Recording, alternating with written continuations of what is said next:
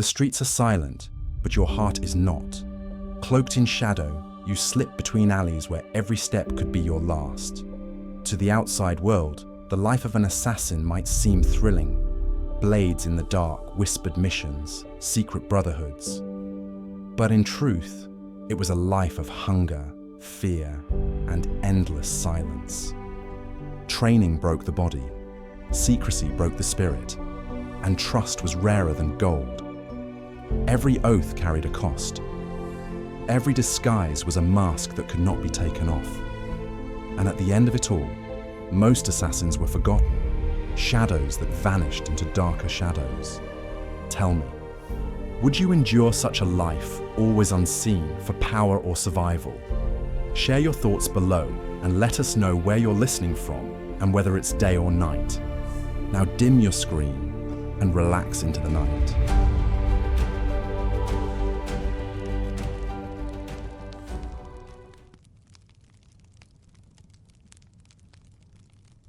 The night in a medieval city had a character all its own. Long after the bells of Compline had faded, when the last market stalls were shuttered and the torches guttered in the damp air, the streets belonged to silence. The cobbles glistened with dew, horses stamped in their stables, and the air was heavy with the mingled smells of smoke, leather, and tallow. By day, these same alleys rang with the clamour of hawkers and the clang of the blacksmith's hammer. But by midnight, only the whisper of a cloak against stone might remind you that human feet still moved through the shadows. It was in those dark hours that the figure of the assassin emerged. Not the glamorous phantom of ballads or adventure tales, but a flesh and blood human being, bound to a life that was far from enviable. To live as a hidden blade in the Middle Ages was to accept hunger, secrecy, and a constant nearness to death. However much romance later centuries tried to weave around them, the truth of their daily existence was closer to exhaustion, fear, and loneliness. Imagine yourself walking with such a figure. The air is cold, your breath rising in pale clouds that vanish as quickly as they form. A hood shadows the face beside you. The steps are light, and even the smallest jingle of a dagger against a belt seems too loud in the stillness. Every glance over the shoulder carries a question. Who follows? Who listens? Who watches from the window above? It was not an easy way to live, nor an easy way to sleep. Long before the word assassin came to mean any hired killer, it carried the echo of a particular sect in the mountains of Persia, the Nizari Ismailis, known in Latin chronicles as the Hashashin. In the 12th and 13th centuries, their stronghold in the fortress of Alamut made them both feared and mythologized. Crusaders brought tales back to Europe of silent killers who slipped like shadows through enemy camps, blades hidden, oaths sworn to strike at tyrants. Over time, the word itself was twisted and darkened until it became a term for any murderer with a dagger. Yet in its origin, it pointed to a brotherhood bound by loyalty, belief, and a willingness to give their lives for their cause. In medieval Europe, rulers and noble houses looked eastward with unease, hearing of these fanatical devotees. Yet they had their own shadows as well. Political murders were not unknown in the courts of Christendom. Ambitious dukes hired men to dispatch rivals. Kings and bishops used covert killers when open battle would not serve. To be an assassin in such a world was to be both reviled and needed, both feared and secretly sought after. It was a role that placed one always at the edge of society, both inside and outside its walls. But if we pause here in the quiet alley and look at the man himself, not the myth, we begin to see why this life was so heavy. The assassin did not walk in daylight markets. He rarely laughed in open taverns. He lived instead in a state of constant disguise, never sure if a friendly face might be the last one he saw before a knife slipped between his ribs. A life hidden from view is also a life without anchors, without roots, without the simple comfort of a family fire. The assassin's nights were long and restless. Consider the physical hardships alone. Training to move silently on cobblestones required endless practice. Often barefoot, the skin toughened until it cracked. Weapons were costly, and the best blades had to be kept sharp with care. Armor was rarely worn. It clinked, it slowed, it gave one away. Instead, assassins relied on agility, but that agility was paid for with hunger. For there were long days when food was scarce, when loyalty did not guarantee a meal. And even success was dangerous. To strike down a powerful lord might bring coin, but it also drew attention. Word spread quickly in the narrow streets of medieval towns. Guilds and nobles had long memories. The assassin could never stay in one place too long, never risk the familiarity of neighbors, never trust the warmth of belonging. The legends tell of hooded men vanishing over rooftops, but rooftops are cold in winter, slippery in rain, and treacherous in frost. Every step was a calculation between speed and silence. Every rooftop crossing carried the danger of a broken leg, an injury that, in a time without surgeons skilled in mending bones, could mean a slow decline into poverty or death. What must it have felt like to lie awake after such a night? The body sore, the mind replaying each sound, each shadow, each face glimpsed in torchlight. Did the assassin find comfort in prayer, as so many in that age did?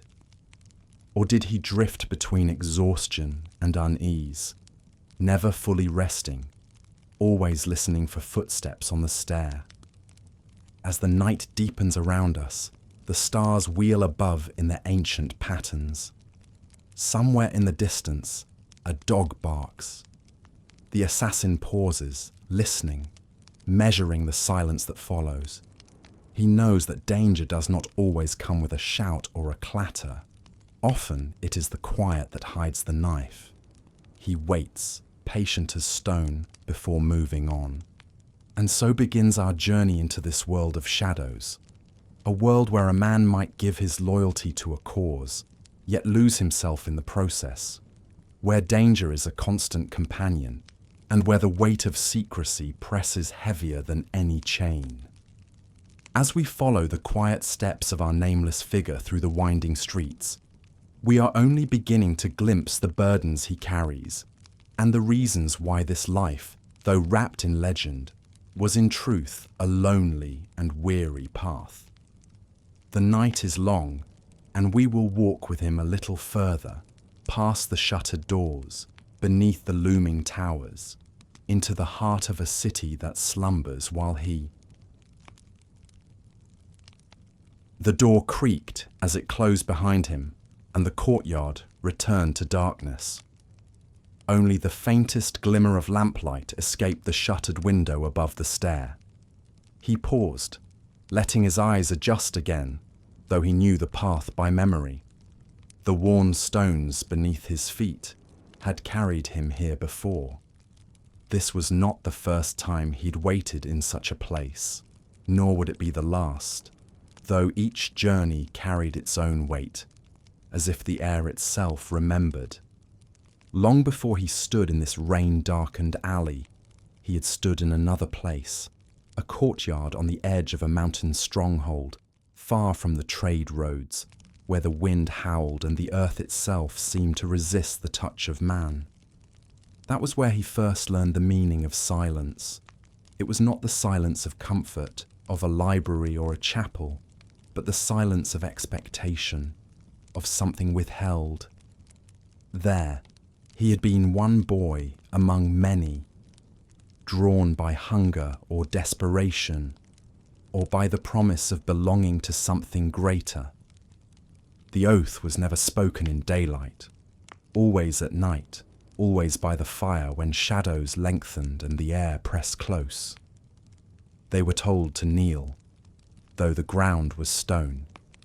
A hooded elder moved among them, his steps slow, his hand steady as he carried a small bowl filled with wine, darkened by some bitter herb.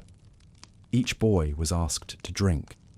The taste was harsh, metallic, and it burned in the throat, leaving the tongue dry as sand.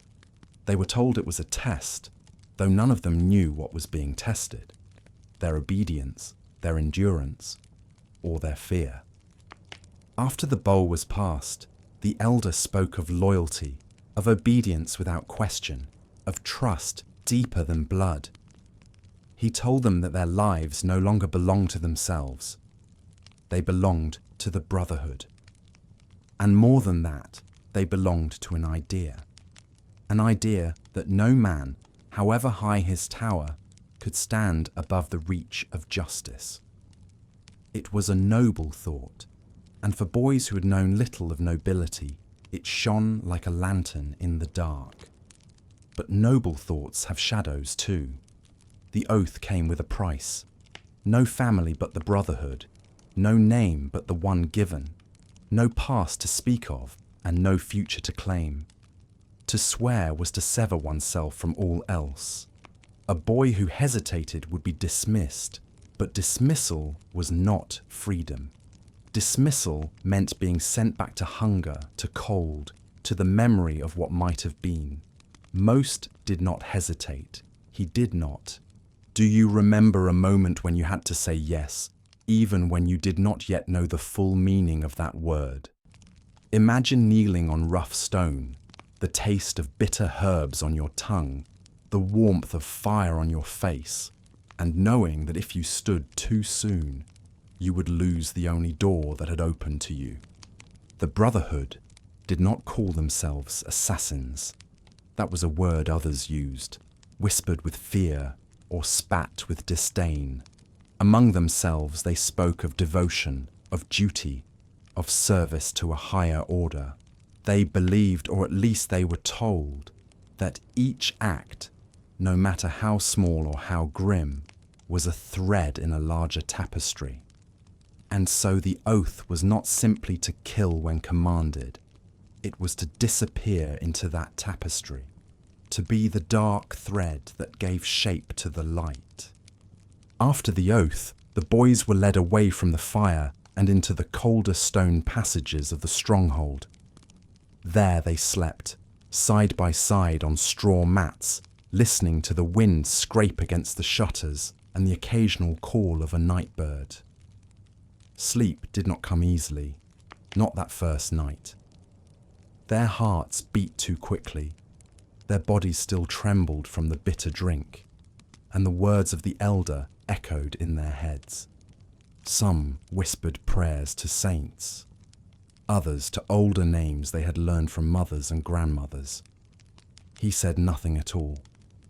Words, he thought, were too costly to spend without care. The days that followed were a different kind of silence. Lessons were given, not in long speeches, but in gestures, in demonstrations, in repetitions, until the body understood what the mind had not yet grasped. A hand placed lightly on a shoulder meant pause. 2 fingers raised meant move. A glance was instruction enough. At first it seemed confusing, a jumble of signals and expectations, but soon the body learned to read what words no longer said. And with that learning came a strange kind of peace, as if silence itself were a language and he had finally found a tongue he could speak. Meals were simple, barely more than sustenance. Bread dark with rye, bowls of beans or lentils, sometimes a shred of meat if the hunt had been kind. Water, always. Wine only on nights of ceremony, when the bitter herb returned to remind them of their oath. Hunger was not considered a misfortune, but a lesson. Hunger sharpened the body, they were told. Hunger taught patience, taught watchfulness. A full belly made a man slow, heavy, visible. A half-empty one kept him awake. The training was not all in silence. There were chants, low and steady, meant to keep rhythm as they climbed the mountain paths or drilled with short blades in the yard. There were prayers, some familiar, some strange, whispered into the wind or sung softly before dawn. There were stories too, told by the elders when the fire burned low.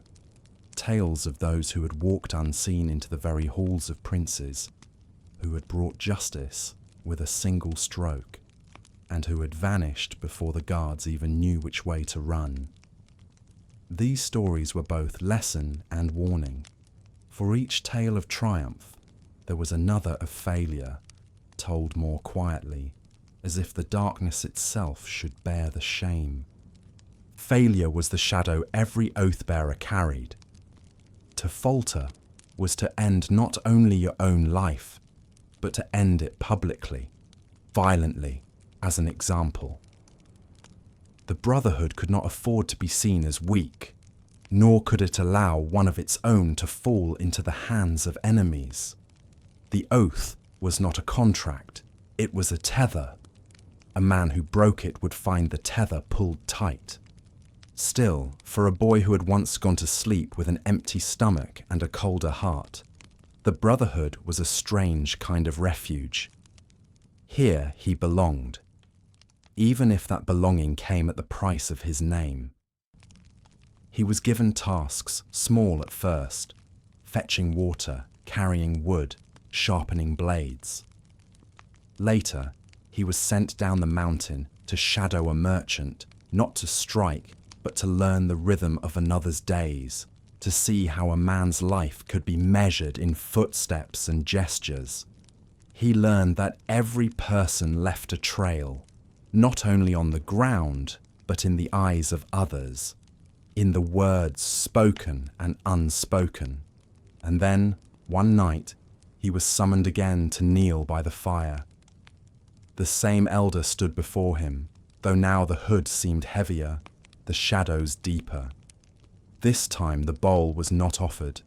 Instead, a cloth was pressed into his hands, white as bone. He was told to keep it always, to wear it when the time came, and to remember that it was not cloth alone, but a sign, that he was bound, and that the world was bound to him. He folded it carefully and held it to his chest. That was the night he understood the oath not as a single moment, but as a path. Each step he had taken since kneeling on the stone had been part of it, and each step ahead would be as well.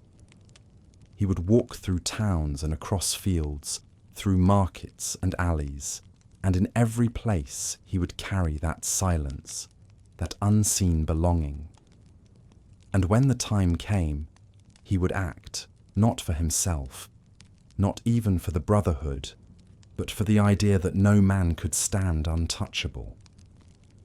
Yet as he stood now in the rain-slick courtyard, years later, waiting for the watchman's lantern to pass, he felt the weight of that cloth in his memory more than on his shoulders. It had become heavier with each passing mission, not because it was real, but because it was unseen. A weight of silence, a weight of obedience, a weight of a life that was never entirely his own. Have you ever carried something invisible, something no one else could see, yet which pressed on you as surely as a hand on your back? That was the oath. It was not the knife that made him an assassin, nor the cloak, nor the silence. It was the vow whispered by firelight, binding him to a path he could not leave. The stair before him was slick with rain, the arch beyond it shadowed. He stepped forward, each motion a continuation of that old night on the mountain, each breath a reminder of what it cost to belong. The oath had been taken once, but he would take it again and again, with every step, with every silence, with every moment spent in the shadows before midnight. The stair was steeper than it appeared in the dark, each stone slick with rain. He placed his foot carefully, his weight rolling silently from heel to toe. The motion was practiced, drilled into him since the days when he first entered the Brotherhood's hidden halls. To move quietly was more than a skill. It was a way of being. Each step was a memory of training, each pause a fragment of an older lesson. The mountain stronghold where his training began had been a place of austerity, where stone walls swallowed sound and shadows clung to every corner. There, the world was stripped bare until only discipline remained. Days began before dawn, when the wind still carried the chill of the night. The first task was always to rise silently. No clattering of bowls, no careless cough, no sound that might betray one's presence to the unseen watchers. Even in sleep they were observed. Even in rest they were measured. Their instructors were not men who shouted. Shouting was too easy, too crude. Correction came in gestures, in silence, sometimes in a single look. A glance that told you your step had been heard. A tilt of the head that meant your breathing had quickened. A raised finger that reminded you patience was as sharp a weapon as any dagger. The boys learned to read those signals quickly, for to miss them was to endure long hours of repetition, repeating the same motion until the body learned what the ear had failed to catch. The first lessons were not of weapons. They were of the body itself, how to move, how to breathe, how to remain still. They practiced walking across planks laid over stones, each one creaking if a footfall landed too heavy. They practiced holding themselves motionless while flies settled on their skin, while cold water dripped steadily on their necks, while their own muscles trembled with fatigue. It was a training in patience, in endurance, in the art of waiting.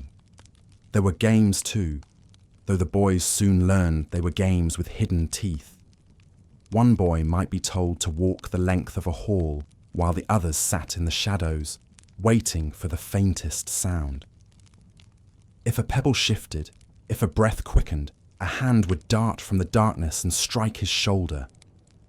Not to wound, but to remind. Failure was always marked, sometimes with a flick across the ear, sometimes with the sting of a switch. The pain was never lasting, but it lingered long enough to be remembered. And yet, amidst the discipline, there was a strange kind of freedom. For boys who had come from hunger, from wandering, from lives of toil with little meaning, the stronghold gave a purpose.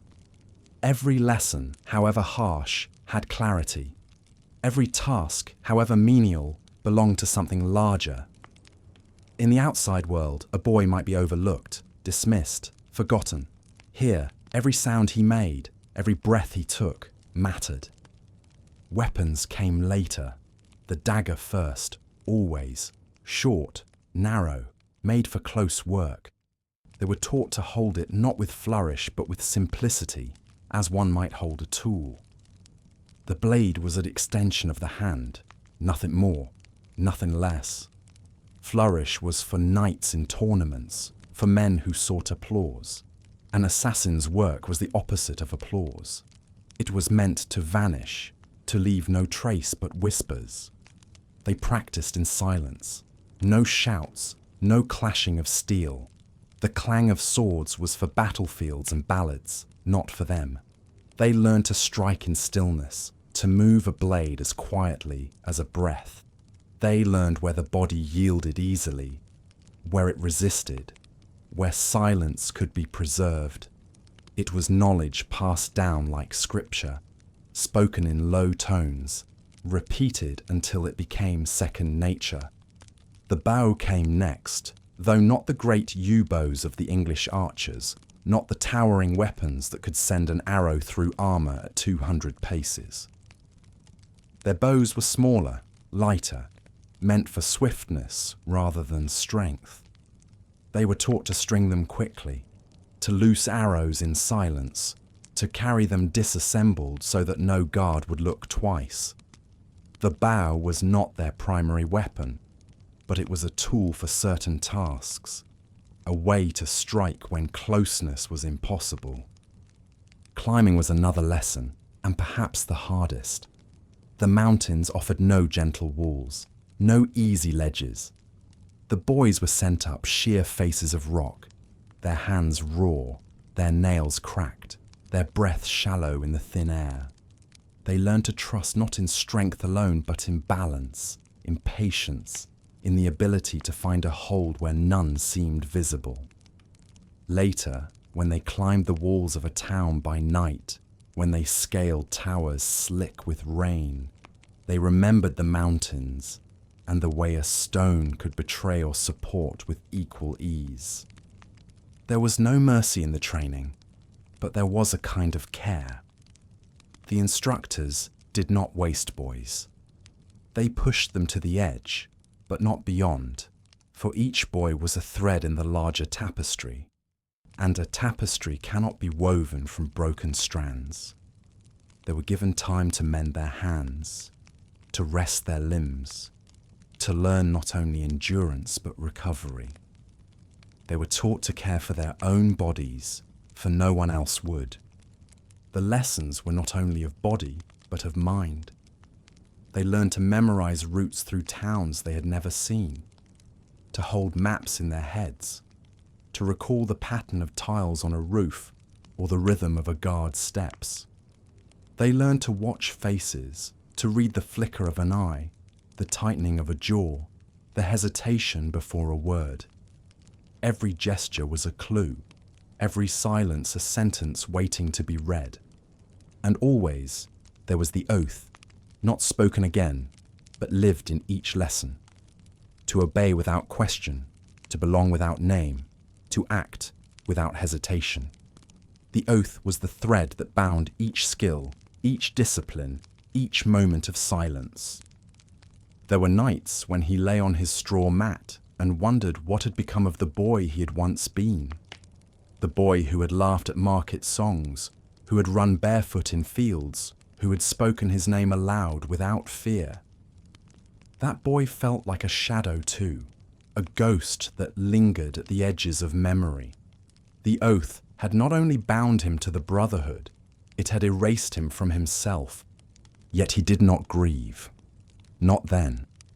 He was young, and youth finds comfort in belonging, even in belonging to shadows.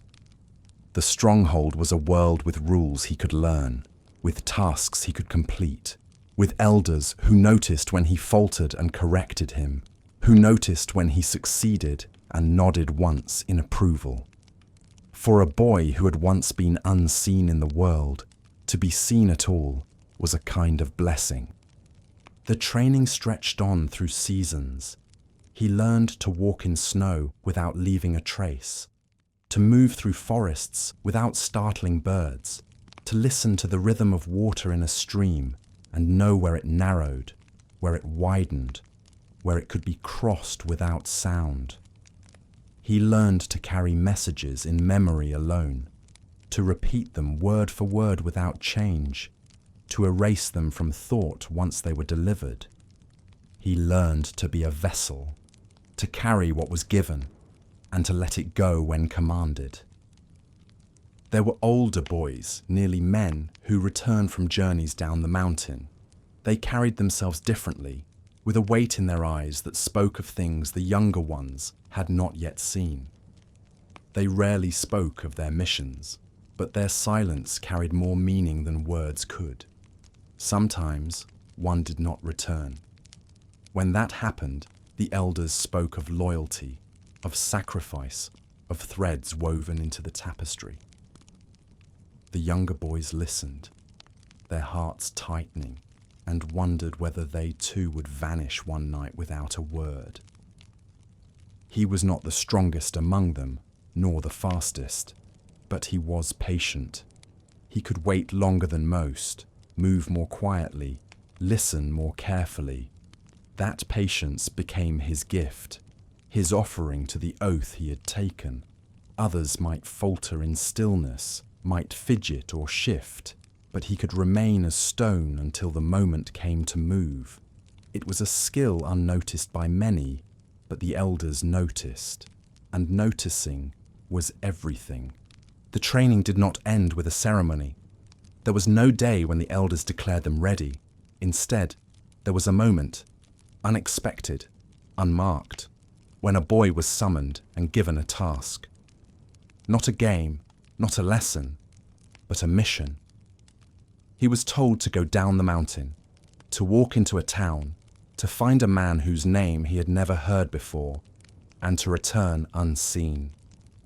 The details varied, but the meaning was always the same. Training was not complete until the world itself became the classroom. And so, when he found himself years later moving silently up a rain-slick stair, he remembered those first nights on the mountain, the bitter taste of the herb, the silence of the hall, the weight of the oath. Training had never ended. It had only deepened. Each mission was another lesson, another test of patience, another repetition of the same truths: to be unseen, to belong only to the Brotherhood, to act when commanded. The stair turned and the courtyard disappeared behind him. The arch opened into a narrow passage, its walls dripping with rainwater that seeped through from the street above. He moved through it as he had moved through so many passages before, each step an echo of the training that had shaped him. The lessons of silence, of patience, of obedience, all lived in that moment. Training had given him skills, but it had also taken things from him: comfort, ease, the right to speak his own name. It had made him into a shadow, and shadows are not free. They are bound to the light that casts them, bound to the form they echo. And so he moved on, carrying the weight of his oath, the lessons of his training, and the silence that had become his only true companion. The passage curved, and the smell of damp stone gave way to the faint scent of smoke. Somewhere ahead, someone kept a lamp burning, though the shutters were closed against the rain. He drew the cloak tighter around his shoulders and let his hand rest against the hidden dagger at his side. Not to grip it. No, that would only stiffen his arm and make his motion clumsy.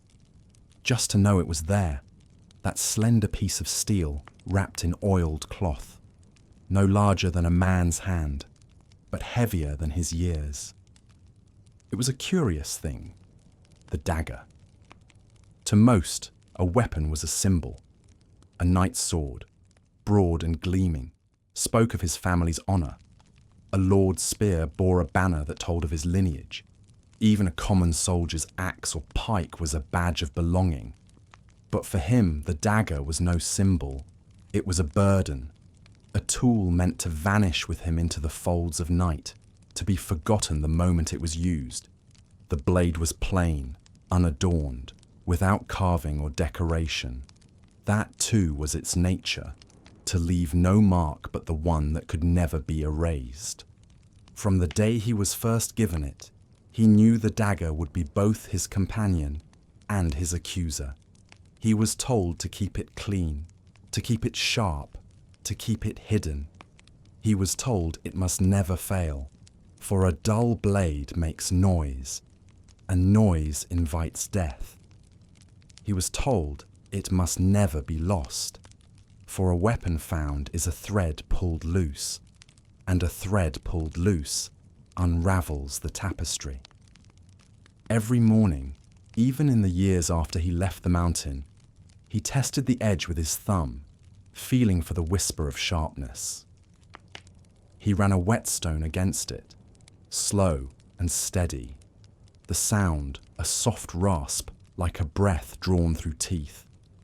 That sound had become as much a part of his life as the tolling of bells in distant towers. The dagger was never far from his reach, never far from his thoughts. To live as he did was to live behind a blade, always aware of the narrow strip of steel that could both protect him and condemn him. Yet the dagger was more than metal. It was a reminder of the oath whispered in the mountain stronghold, of the bitter taste of the herb-laced wine, of the vow to belong not to himself, but to the brotherhood and the idea it served. Each time he touched it, he remembered. Each time he drew it, he renewed that oath. But life behind a dagger was not a life of glory. It was a life of shadows, of silence, of hunger and cold. The blade brought no riches, no comfort, no songs sung in halls. Knights might ride with banners streaming, their deeds praised in verse, their names remembered by children. Lords might carve their names into stone and gold. But assassins left no names, no banners, no songs. Their victories were measured in silence, in the absence of voices, in the whispers left behind. And silence is a lonely measure. He learned quickly that the dagger isolated him. To carry it was to be set apart. He could not laugh freely in taverns, for laughter drew eyes, and eyes lingered. He could not linger too long in one place, for familiarity bred recognition, and recognition was dangerous. He could not speak of his work, not even in hints, not even in jest. To speak was to betray, and betrayal was answered with death. And so he kept his words close, his laughter quieter, his presence fleeting. Imagine carrying with you an object that no one must ever know about, an object that defines you even as you hide it. Could you smile at a stranger while knowing that in your cloak rested a blade meant for unseen work? Could you sit by a fire and join in a song while the weight of silence pressed against your side? The dagger demanded more than secrecy. It demanded readiness. He could never set it aside, never be without it. Even when he slept, it lay within reach, hidden beneath his straw mat or tucked beneath his cloak. He dreamed of it sometimes, dreamed of its edge gleaming in torchlight, of its point vanishing into shadow. He dreamed of losing it, of searching frantically through reeds or snow while footsteps drew near. Those dreams woke him with his heart pounding, his hand reaching instinctively for the place where it lay. But readiness came with fear, not fear of the blade itself, but of the moment it must be used. The elders taught that the dagger was not a weapon of rage but of duty. To strike was not to act for oneself, but to act as a vessel. Yet when the moment came, when the cloth was donned, when the order was whispered, he felt the weight of the blade in a way no training had prepared him for. Steel is cold, even through cloth. Cold in the hand, colder still in the heart. The first mission is never forgotten. For him, it was not a grand prince or a knight on horseback. It was a merchant, a man whose dealings had offended those above him. The order came softly, as all orders did. A name, a place, a time, nothing more. No explanation, no justification. The Brotherhood did not trade in reasons. Reasons were for those who could afford them. The oath was obedience. He watched the merchant for days, learning the rhythm of his life. When he rose, when he walked, when he paused to greet a neighbor, when he lingered too long over a cup of wine. The man was not cruel, not kind, simply ordinary. And perhaps that was the hardest lesson of all, that the dagger was not reserved for villains from tales, not always for tyrants or traitors. Sometimes it was for men whose names were known only in ledgers, whose lives were measured in coins. When the moment came, it was quick. The merchant stumbled in a narrow alley, his hands clutching at the air, his voice barely rising above a whisper. There was no song, no battle cry, no clash of steel, only the silence that followed. And then the greater silence that came after, when the boy, now no longer a boy, walked away, carrying the dagger as if it weighed the world. That night he lay awake, staring into the darkness, listening to the steady rhythm of his own breath. The dagger lay by his side, as always. It had done its work, but the silence it left behind pressed heavier than ever. He understood then why the elders spoke of the tapestry. To think of the act as part of something greater was the only way to bear its weight. Without that thought, the silence would be unbearable. Life behind a dagger meant living with that weight, day after day, night after night. It meant carrying not only the blade, but the memory of what it had done. It meant seeing in every face the possibility of another order, another mission, another silence waiting to be woven into the tapestry. And yet, it also meant survival. The dagger was his protection, his shield, his assurance that he belonged to something larger than himself. It was the reason he had food, however meager, and shelter, however cold. It was the reason he had a place in the world, however shadowed. Without it, he would have been nothing more than a forgotten boy in a forgotten street. With it, he was a thread in something vast, unseen, enduring. Still, there were nights when he wondered. Nights when he passed a tavern and heard laughter spilling into the street. When he caught the smell of roasting meat or the sound of a lute. Nights when he saw a family gathered by firelight, their faces lit with warmth and ease. On those nights, the dagger felt heavier. It reminded him not only of what he had done, but of what he could never have. To live behind a blade was to live apart, to live in silence, to live unseen. He reached the top of the stair and paused again, his hand brushing the hidden blade. The passage opened into another courtyard, smaller, enclosed by walls that leaned inward as if to guard their secrets. The rain had eased, leaving the stones glistening, the air thick with damp. He moved forward, each step an echo of training, each breath a reminder of the oath, each heartbeat a weight behind the dagger that had shaped his life. And as he slipped into the shadow of the arch beyond, he knew that life behind a dagger was not about the moments when it was drawn, but about all the countless moments in between. The waiting, the silence, the hunger, the loneliness.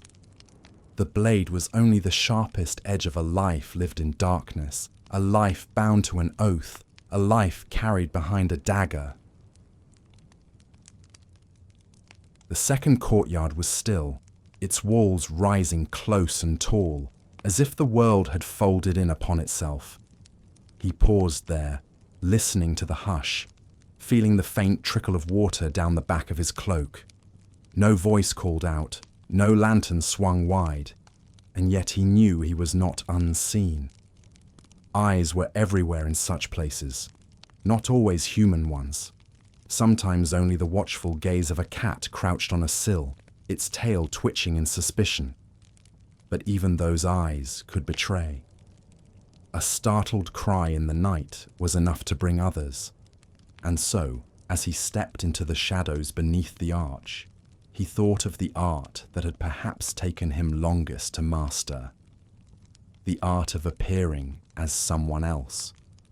The art of wearing a mask, though not of wood or metal, but of manner and movement. For to live as he did was not only to vanish into silence, but also to appear, at times, as another man entirely. Disguise was not always about costumes or painted faces. Those were for festivals, for actors, for fools who danced in courts for coins. His disguises were subtler, woven from the cloth of ordinary life. A different gait, a different tilt of the head, a different way of holding a hand. To walk as a labourer meant to stoop slightly, to swing the arms as if carrying weight. To walk as a merchant meant to stride with purpose, to look as though every step measured profit. To walk as a pilgrim meant to bow the head, to let the eyes fall to the ground, to move as if burdened not by goods but by sins. It was in these small changes that he found safety. A man who looks like himself can be remembered. A man who looks like everyone else becomes invisible. The Brotherhood taught them to study people, to watch not only the noble who strode in fine cloaks, but the porter who hauled sacks, the washerwoman who bent over basins, the beggar who leaned against a wall.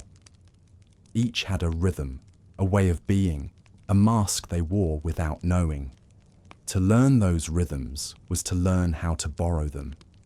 He remembered spending hours in the marketplace, not to buy or to steal, but to watch. How a fishmonger haggled with a customer, how a child darted between stalls, how a priest walked as if the stones themselves gave way before his feet. Clothing was part of the art, yes, but never the whole of it. A fine cloak on a poor man looked false. A pilgrim's badge pinned to the wrong shoulder betrayed itself. A servant who moved with too much pride drew suspicion. The mask had to fit not only the body, but the spirit.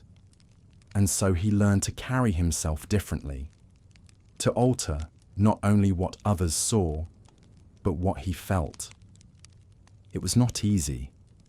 To wear another man's manner was to put aside your own. And when your own was already hidden behind silence and oath, it left little of yourself at all.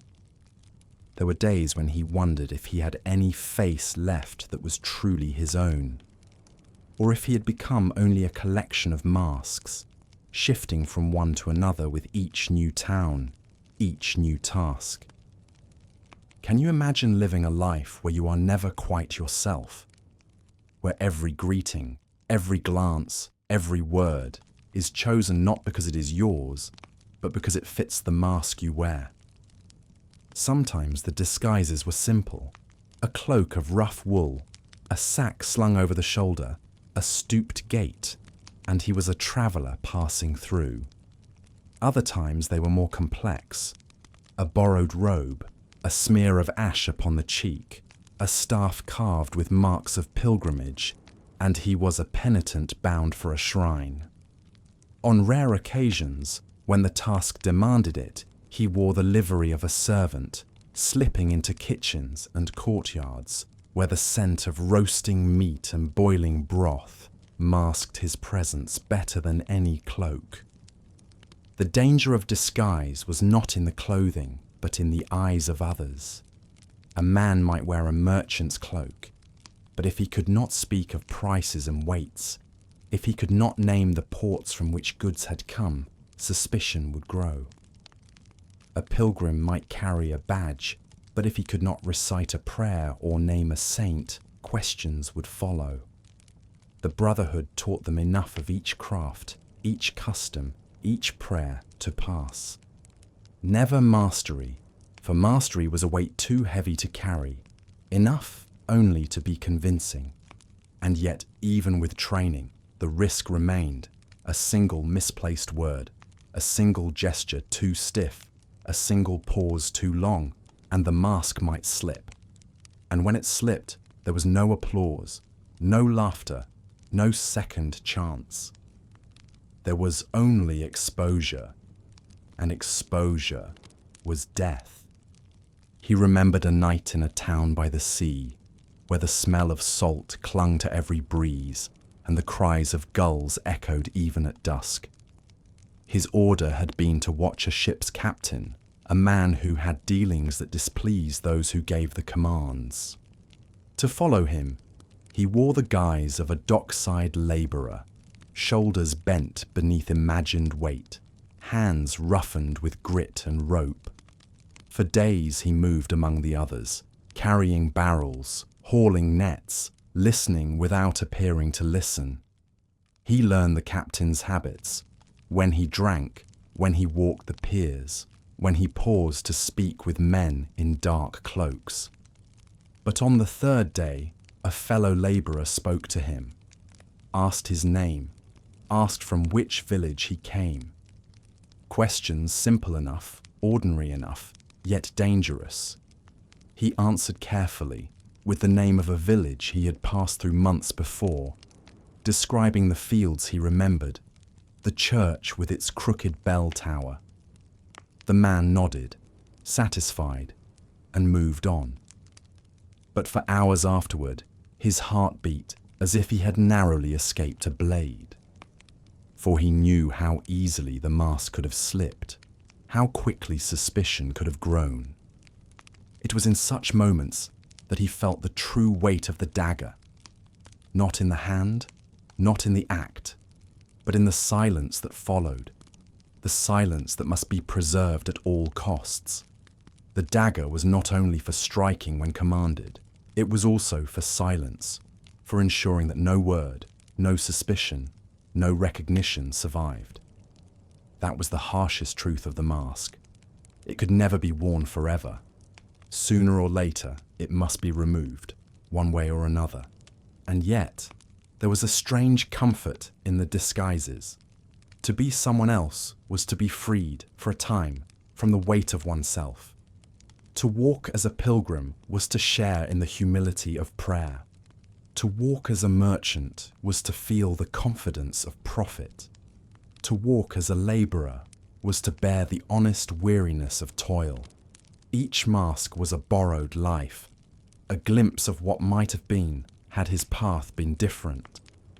He found himself sometimes lingering in those borrowed roles, speaking a little longer with a farmer about the weather, sharing a crust of bread with a pilgrim by the roadside, laughing softly at a jester's jest in a market square.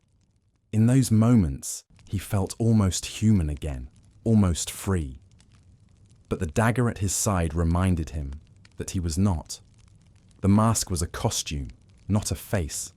The life was borrowed, not his own. And when the order came, the mask would be shed, and the silence would return. The Brotherhood taught them that masks were not lies, but tools. A mask was a way of moving unseen, of blending into the tapestry without drawing notice. To wear a mask was to serve the oath, to serve the idea that no man stood untouchable.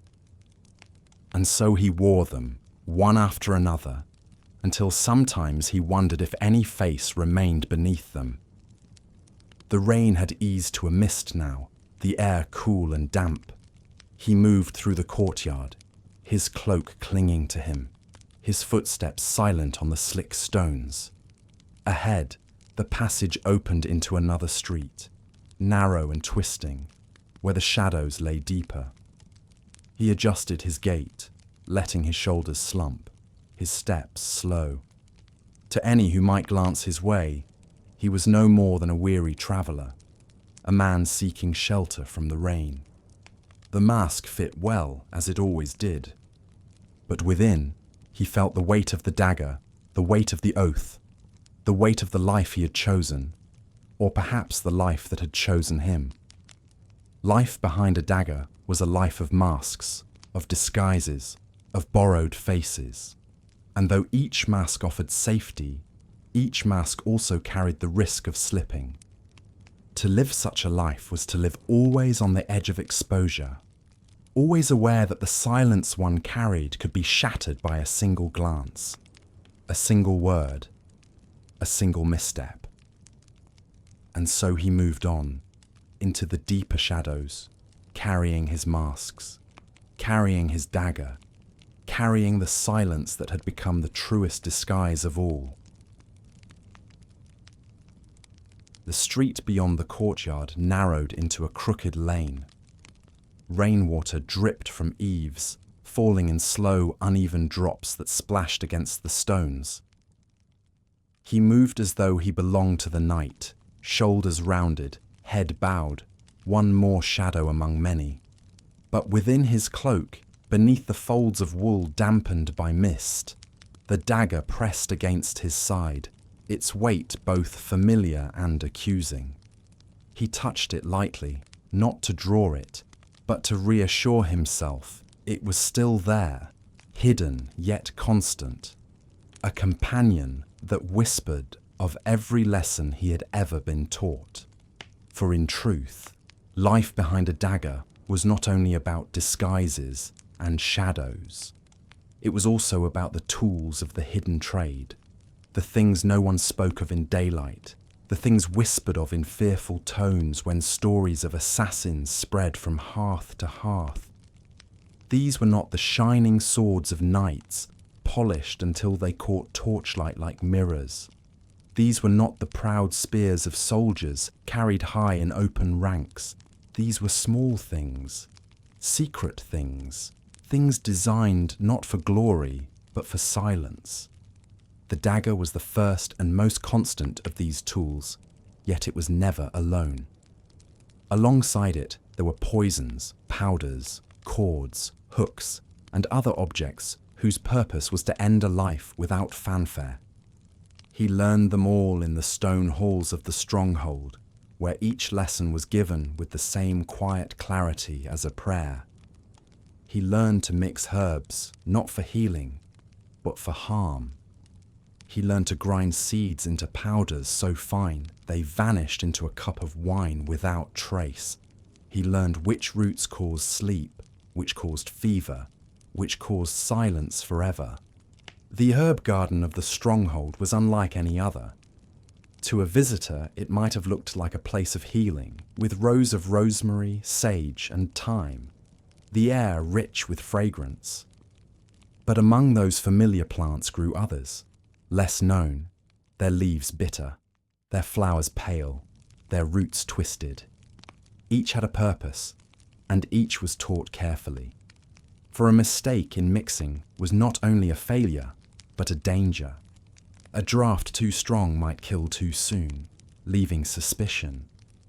A draught too weak might leave the target ill but alive, speaking names, raising alarms. Handling poisons required more than knowledge. It required steadiness. He learned to grind with care, to measure with patience, to stir without haste.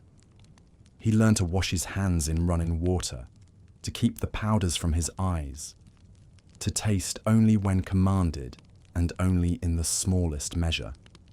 There were boys who faltered, who coughed when they should not, who grew pale and weak. Some recovered, others did not. The lessons were harsh, but the Brotherhood could not afford mistakes. And yet, even with training, the poisons carried fear. Not only the fear of mishandling, but the fear of what they represented. To carry a vial of powder was to carry death in your pocket, silent and unseen. To sprinkle it into a cup, to stir it into a pot, was to know that you held in your hand the thread that would unravel another's life. It was a power heavy to bear, a power that could never be spoken of, never shared. The cord was another tool, simple as rope, yet more subtle. It could be wound around a bundle of wood, used to tie a sack, carried without suspicion. But in the hands of one who had taken the oath, it was something else. It was a way of ending quietly, without the gleam of steel, without the cry of alarm. They practiced with it in the training yard, one boy holding the cord, another resisting. They learned to move quickly, to strike with precision, to silence before a word could be shouted. It was a skill that demanded not strength, but timing, not force, but patience. Hooks and spikes too had their place, not the great iron hooks of butchers, but small ones, meant for climbing, for grasping ledges, for finding purchase where none seemed to exist. He carried them wrapped in cloth, their metal dulled to avoid glinting in the moonlight. They were not weapons, not directly, but they were tools of survival. To climb a wall unseen, to scale a tower by night, to vanish into a place thought secure, these were as much part of the work as the blade itself. But all these tools, dagger, poison, cord, hook, shared a common thread. They were instruments of silence. They were not meant for battlefields or for glory. They were meant for shadows, for moments unseen, for acts that left only whispers behind. And to carry them was to carry not only the weight of steel and herb and rope, but the weight of fear. Fear was his truest companion.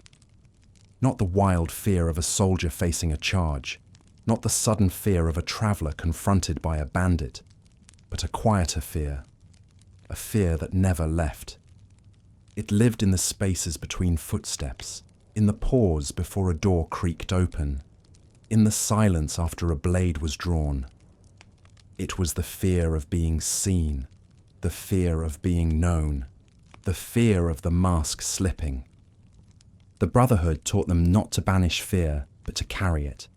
Fear, they said, was a guide. Fear sharpened the senses, kept the body alert, kept the mind clear. A man without fear was reckless, and recklessness was death.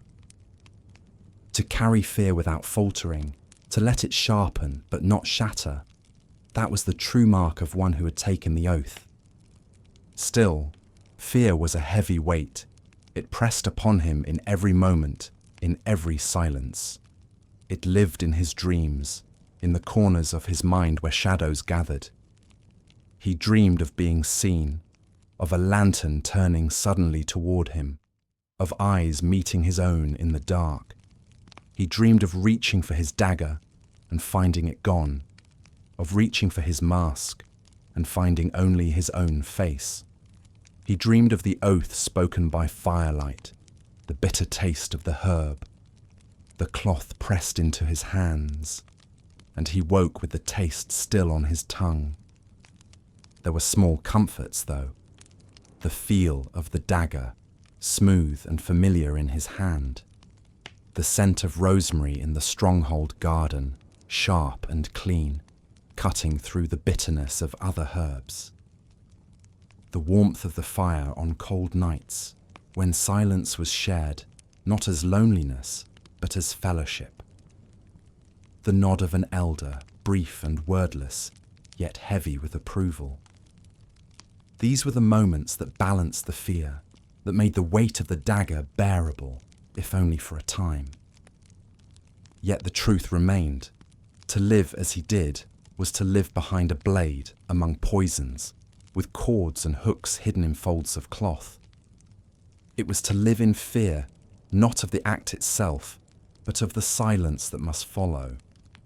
For the tools of his trade were not weapons in the eyes of the world. They were secrets, and secrets, once revealed, could never be hidden again. The mist thickened as he moved through the narrow street, wrapping the world in a grey veil.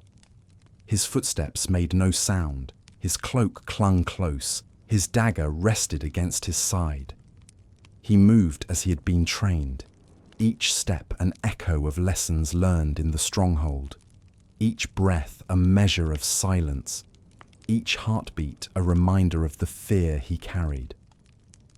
And as he slipped deeper into the shadows, he knew that life behind a dagger was not only a life of masks and disguises, but a life bound to tools that were both companions and burdens. Poisons, blades, cords, hooks. All whispered of silence, all whispered of fear. And in their whispers, he heard the echo of the oath he had taken. The oath that bound him to a life lived always at the edge of darkness.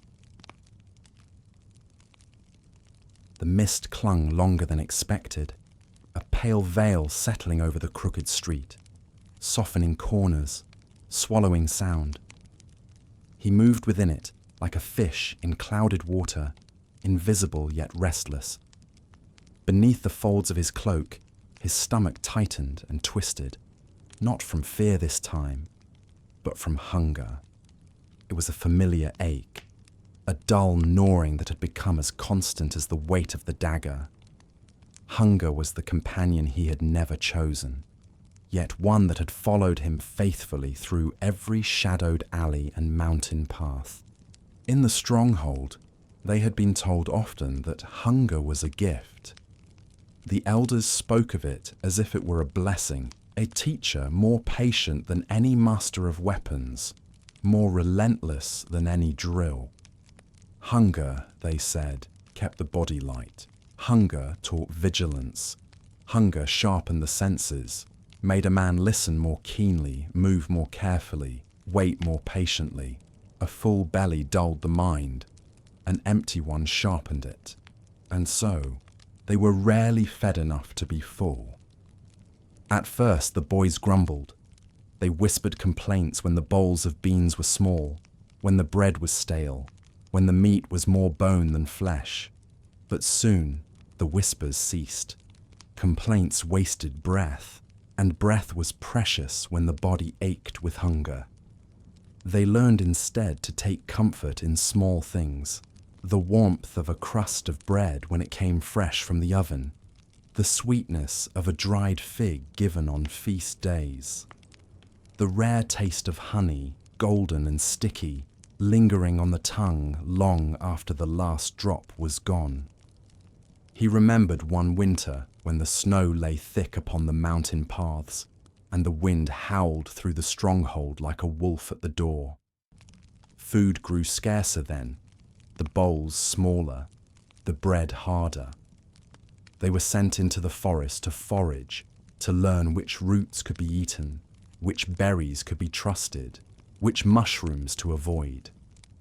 Hunger drove them to learn quickly, for a mistake was costly, and the body had little strength to spare. He remembered digging through frozen soil with numb fingers, searching for roots, his breath clouding in the air. He remembered the taste of bark, bitter and dry, chewed slowly only to quiet the ache. Hunger became a rhythm, as much a part of life as the tolling of bells or the turning of seasons. It taught him to measure each bite, to savor each crumb, to be patient with every meal. It taught him to see food not as abundance but as survival, not as comfort but as necessity. A soldier might eat to strength, a lord to pleasure, a monk to discipline. An assassin ate to endure.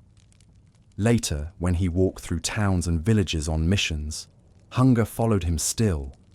He could not feast openly, could not sit long at a tavern table, could not draw attention by buying more than he could carry. He ate what he could, when he could, often in corners, often unnoticed. A heel of bread, bought with a coin saved from another town. A handful of beans begged from a cook who thought him a weary traveller. A scrap of dried meat traded for a small task. Sometimes he went without. There were nights when he moved through streets with nothing in his stomach but water, when the smell of roasting meat from a tavern hearth felt like a cruel jest, when the sight of a baker's oven made his hands tremble. Hunger was not new to him.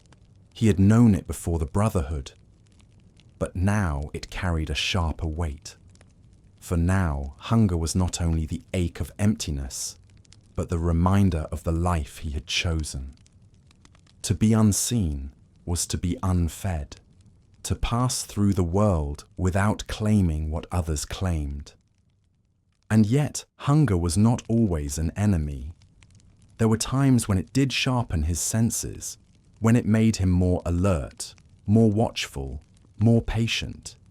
He could move longer without tiring, slip through streets without pausing to rest, wait in shadows without drowsing. Hunger, in its way, had become part of his craft. It was another tool, another mask, another lesson. But hunger also carried loneliness. To eat alone, in corners, in silence, was to be reminded again and again of what was lost. He remembered watching a family gather around a fire in a village, their faces lit by the glow, their hands passing bread from one to another. He watched them laugh, watched them share, watched them belong. And he felt the ache not only in his stomach, but in his heart. For his own meals were never shared, never spoken over, never warmed by laughter.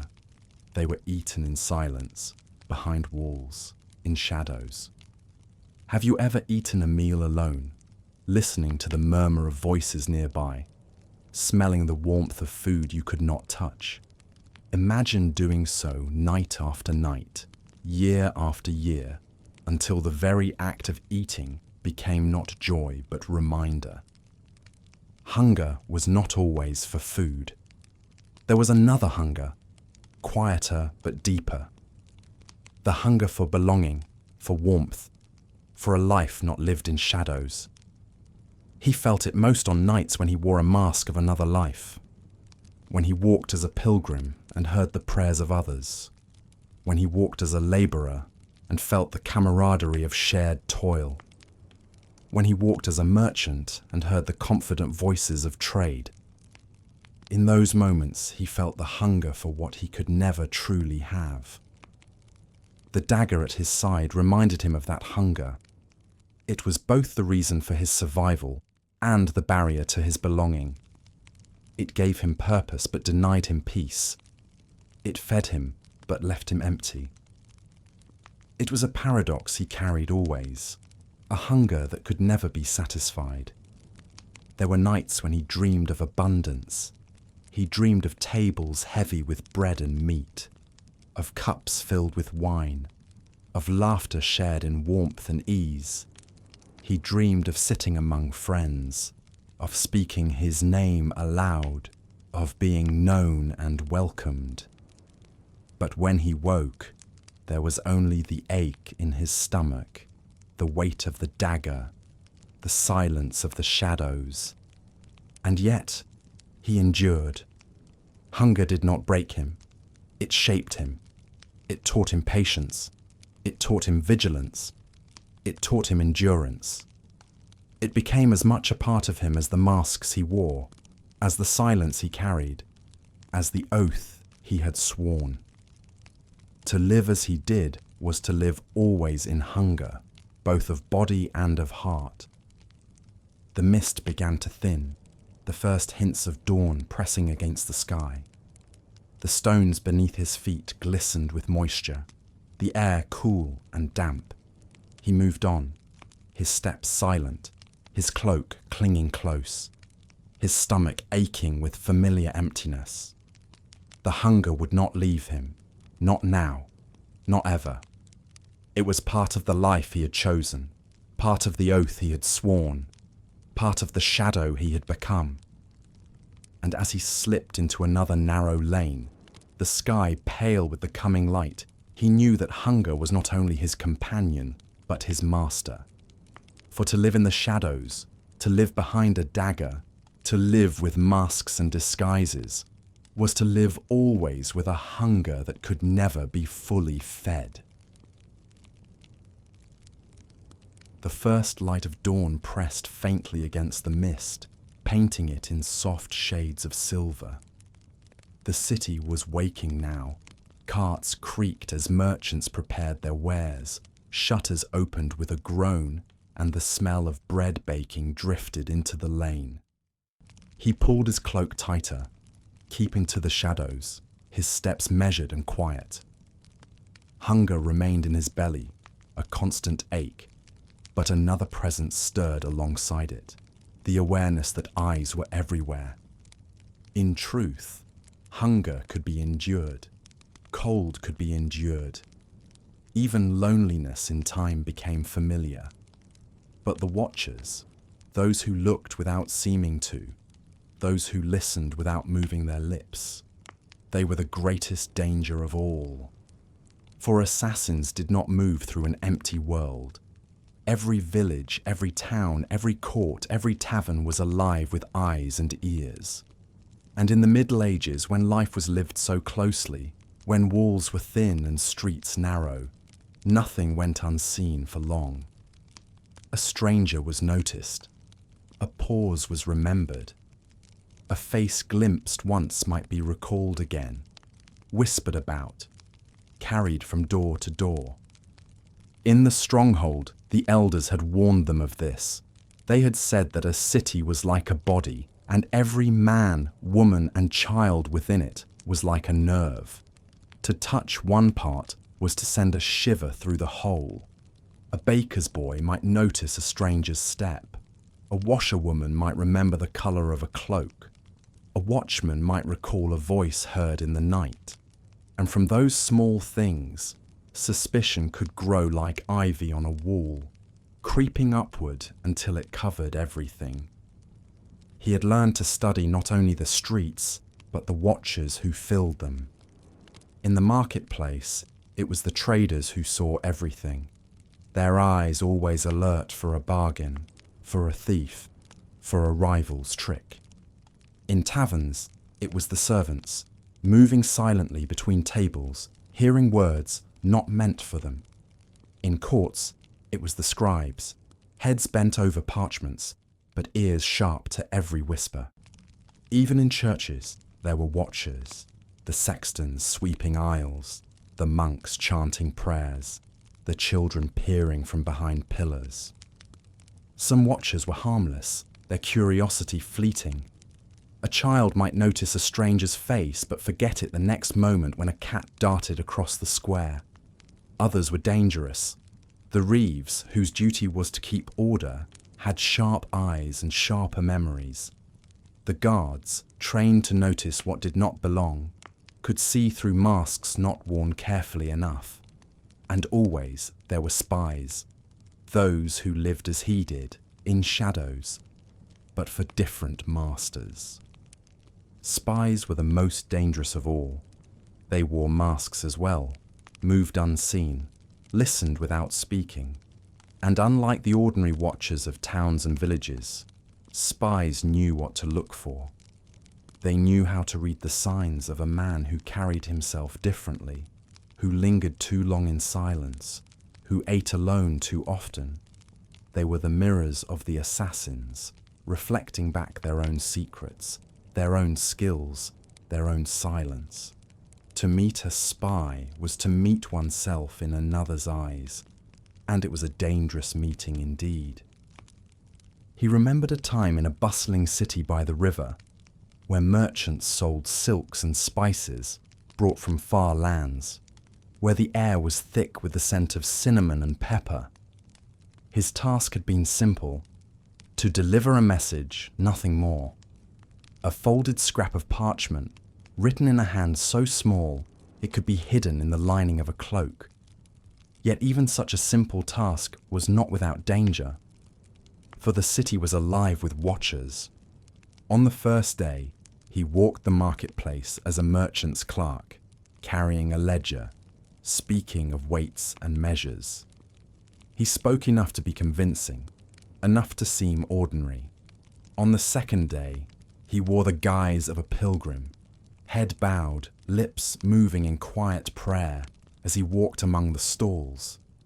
And on the third day, he wore a labourer's cloak, his shoulders stooped as he carried bundles of wood. Each mask fit well enough, yet still he felt the eyes upon him. It was in the tavern that he saw him, the spy.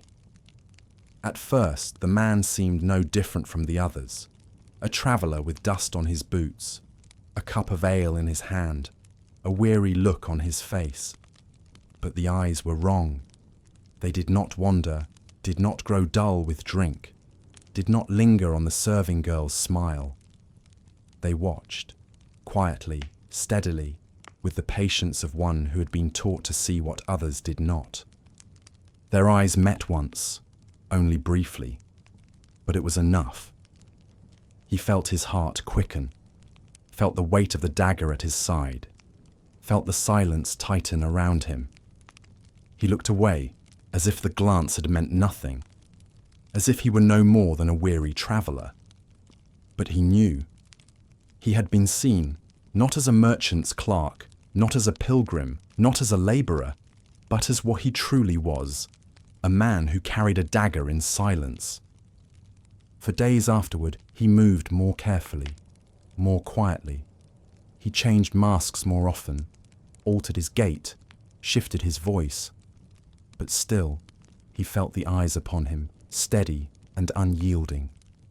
The message burned in the lining of his cloak, a weight as heavy as the blade at his side. To be caught with it was death, not only for him, but for those who had sent him. And so he waited, watched, moved in silence, until at last the moment came when he could slip the parchment into another's hand unseen. He left the city that night, his steps quickened by the knowledge that the spy's eyes would not rest until he was gone.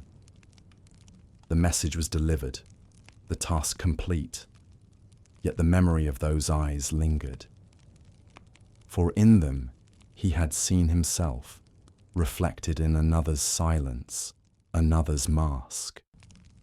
And he knew that the world was full of such watchers, each as dangerous as any blade. Do you ever feel watched, even when no one is near? Do you ever sense eyes upon you, a silence that seems to listen, a shadow that seems to follow? Imagine carrying that sense always, in every street, in every courtyard, in every market. That was his life. To live behind a dagger was to live among watchers, to move through a world where every glance might be a question, every silence a trap. The Brotherhood had taught them that watchers were not enemies to be fought, but dangers to be endured. To fight a watcher was to reveal yourself. To silence a watcher was to draw suspicion. The only true defense was invisibility, to move so quietly, so ordinarily, that even a watcher's eyes slid past without pause. It was a skill honed through endless practice, a skill that required not only silence of step, but silence of self. And yet, even invisibility had its cost. To be unseen by watchers was to be unseen by all. To pass unnoticed was to pass unremembered. To wear masks so well that no one ever truly saw you was to live a life without recognition, without belonging, without name. It was a life lived entirely in shadows, a life bound to silence. The sun was rising now, turning the mist to pale gold. The city was awake, its streets filling with merchants and travellers, with children and animals, with voices and footsteps. He moved among them, his mask in place, his dagger hidden, his silence unbroken. The watchers were everywhere, their eyes sharp, their ears keen, their whispers carrying from door to door. He moved as he had been trained, as he had sworn to, as he must. And as he passed through the bustling street, he knew that life behind a dagger was not only a life of hunger and disguises, but a life lived always among spies and watchers, always under the gaze of eyes that saw too much, always at the edge of exposure. To live such a life was to live not only in shadows, but under the constant weight of being seen. The marketplace grew louder as the sun rose higher, filling the narrow streets with colour and sound. Merchants called out their wares, voices mingling with the cries of birds overhead. Children ran between stalls with crusts of bread clutched in their hands, while dogs nosed after scraps left from the morning's butchering. To anyone watching, he looked no different from the rest, a weary traveller perhaps, or a minor clerk with errands to run.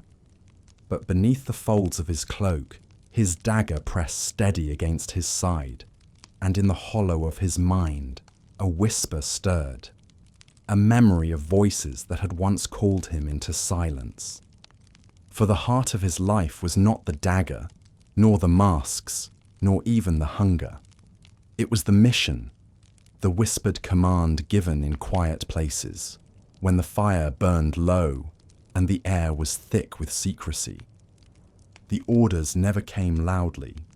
They were never shouted in courtyards or written in letters that could be intercepted.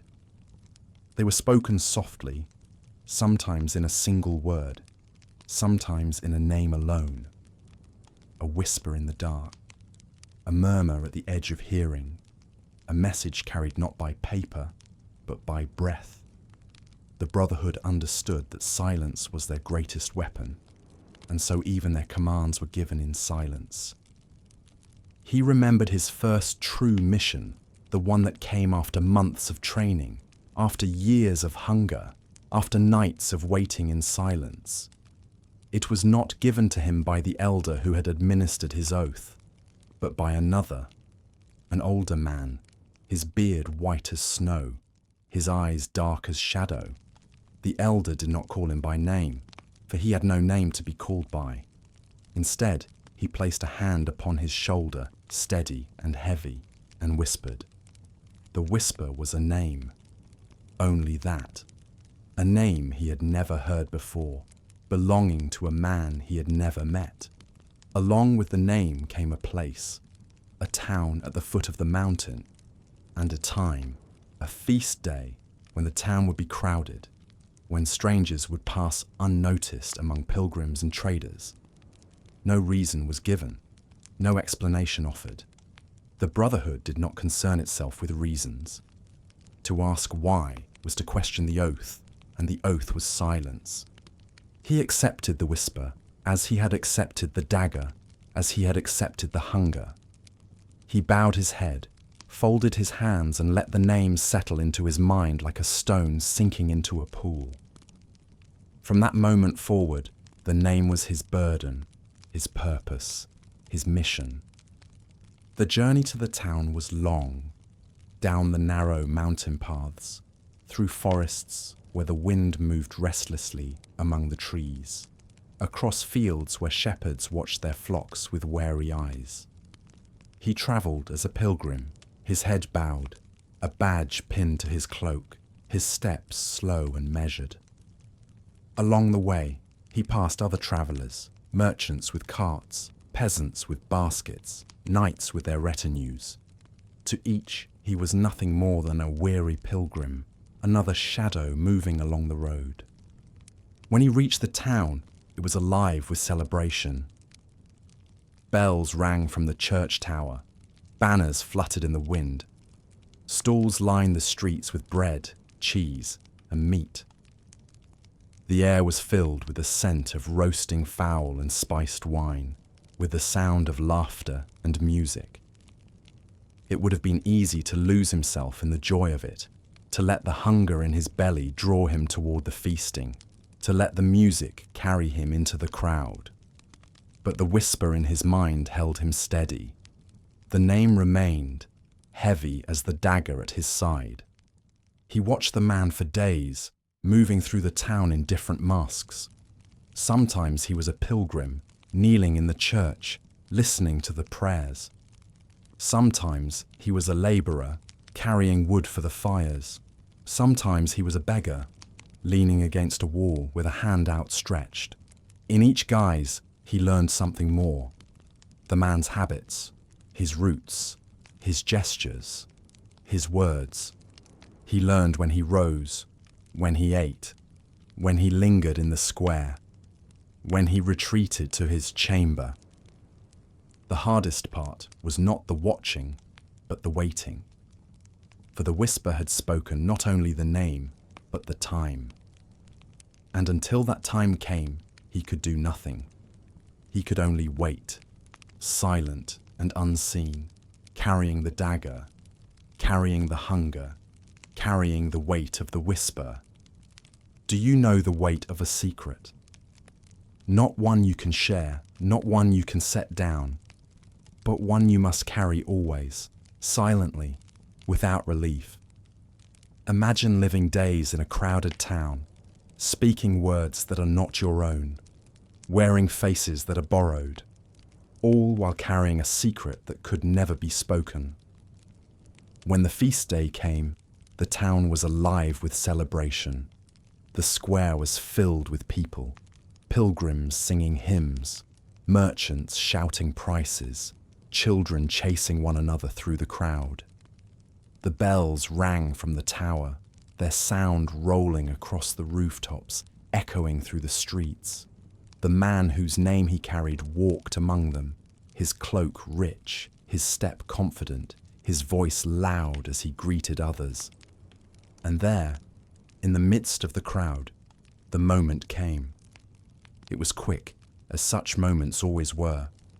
A brush of cloth against cloth, a step too close, a movement hidden within the noise and the laughter. The dagger was drawn and sheathed again before a cry could rise, before a glance could linger. The man stumbled, his voice catching, his step faltering.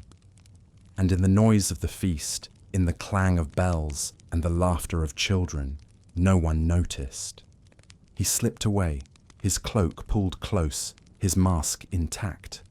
The whisper in his mind faded, leaving only silence behind. The mission was complete. The name was no longer his burden. Yet the silence that followed weighed heavier than the whisper ever had. For that was the truth of the missions. They were not measured in glory or in song. They were measured in silence. Each mission ended not with triumph, not with applause, but with the absence of a voice, the absence of a presence, the absence of a life.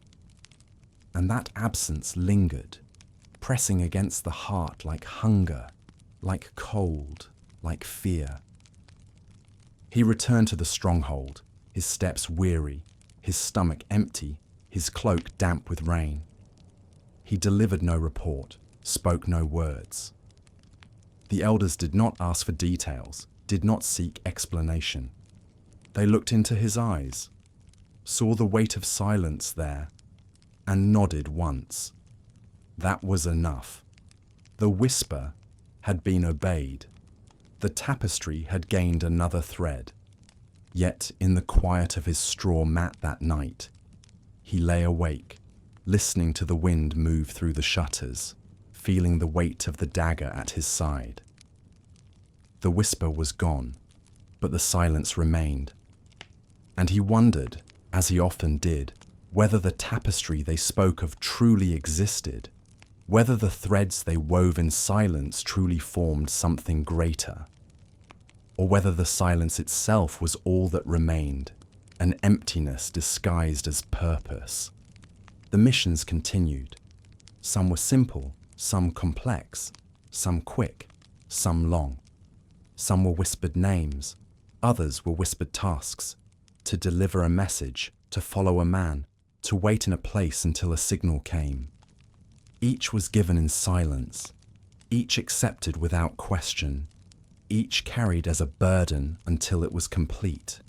And with each, the silence grew heavier. There were times when he wished for a reason, for a story to give meaning to the whisper. A knight might die for honor, a soldier for king, a martyr for faith. But an assassin lived and acted for silence.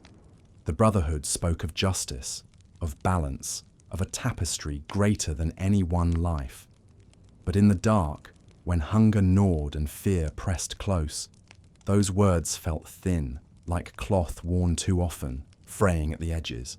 Still, he obeyed. The oath was silence, and silence allowed no questions. To question was to betray, and betrayal was answered with death. And so he carried the whispers, one after another, each a name, each a task, each a thread woven into a tapestry he could never see. The city was awake now, its streets alive with noise and colour. He moved among them, his mask in place, his dagger hidden, his silence unbroken. The watchers were everywhere, their eyes sharp, their ears keen, their whispers carrying from door to door. And he knew that sooner or later, another whisper would come, another name would be given, another mission would begin. For to live behind a dagger was to live always in readiness, always in silence, always with the weight of a whispered mission pressing upon the heart, waiting to be carried into the shadows. The whisper lingered even after the deed was done, as whispers always did. He carried it out of the town, carried it through the fields, carried it into the mountain paths, where the air was thin and cold. When he reached the stronghold, the whisper faded into silence. But silence was no lighter than the name it replaced. And yet there was no pause, no rest beyond the ordinary rhythm of hunger and waiting. For the Brotherhood's work did not end with one mission. Whispers came again, always softly, always in shadow, always carrying names and places and times. Each whisper was another journey, another mask, another silence to be carried. Most of those journeys led him into towns and cities, into the narrow streets where danger lay not only in the blade of an enemy, but in the eyes of the ordinary. The streets were his path, his classroom, his prison, and they were filled with dread. Cities of the Middle Ages were places of closeness, of lives pressed together in narrow lanes and crowded markets.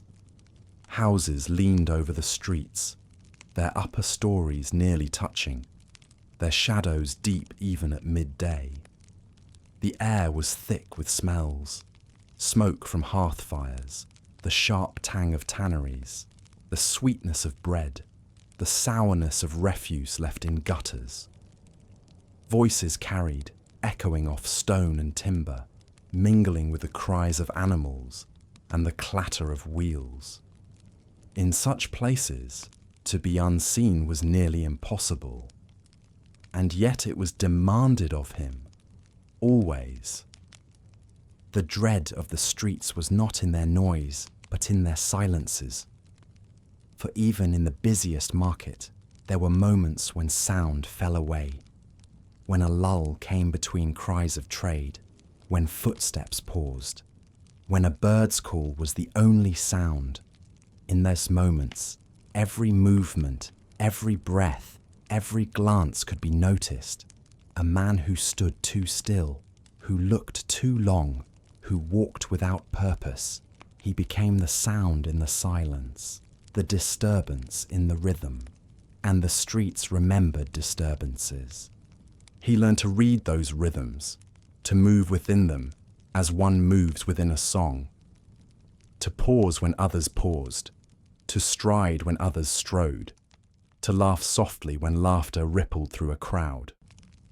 It was a dance, and each step was measured, each motion chosen. But beneath the careful rhythm lay dread. For a single misstep, a single glance caught, a single word spoken wrongly could unravel everything. Do you know the feeling of walking alone at night, hearing your own footsteps echo, wondering if someone follows behind you? Imagine carrying that feeling always, even in the brightest market, even in the most crowded square. That was his life. The streets were never safe, never silent, never blind. They were always watching, always listening, always ready to betray. The dread grew sharper at night. When the stalls were closed, when the shutters were drawn, when the streets lay in darkness broken only by the flicker of lanterns, the city became another place entirely. The lanes that had been crowded with voices and colour became narrow channels of shadow, where every sound carried, where every movement echoed. Dogs prowled, their eyes glinting in torchlight, their barks breaking the hush. Watchmen walked their rounds, lanterns swinging, their hooks scraping against stone. It was in those hours that his craft was most demanded and most dangerous.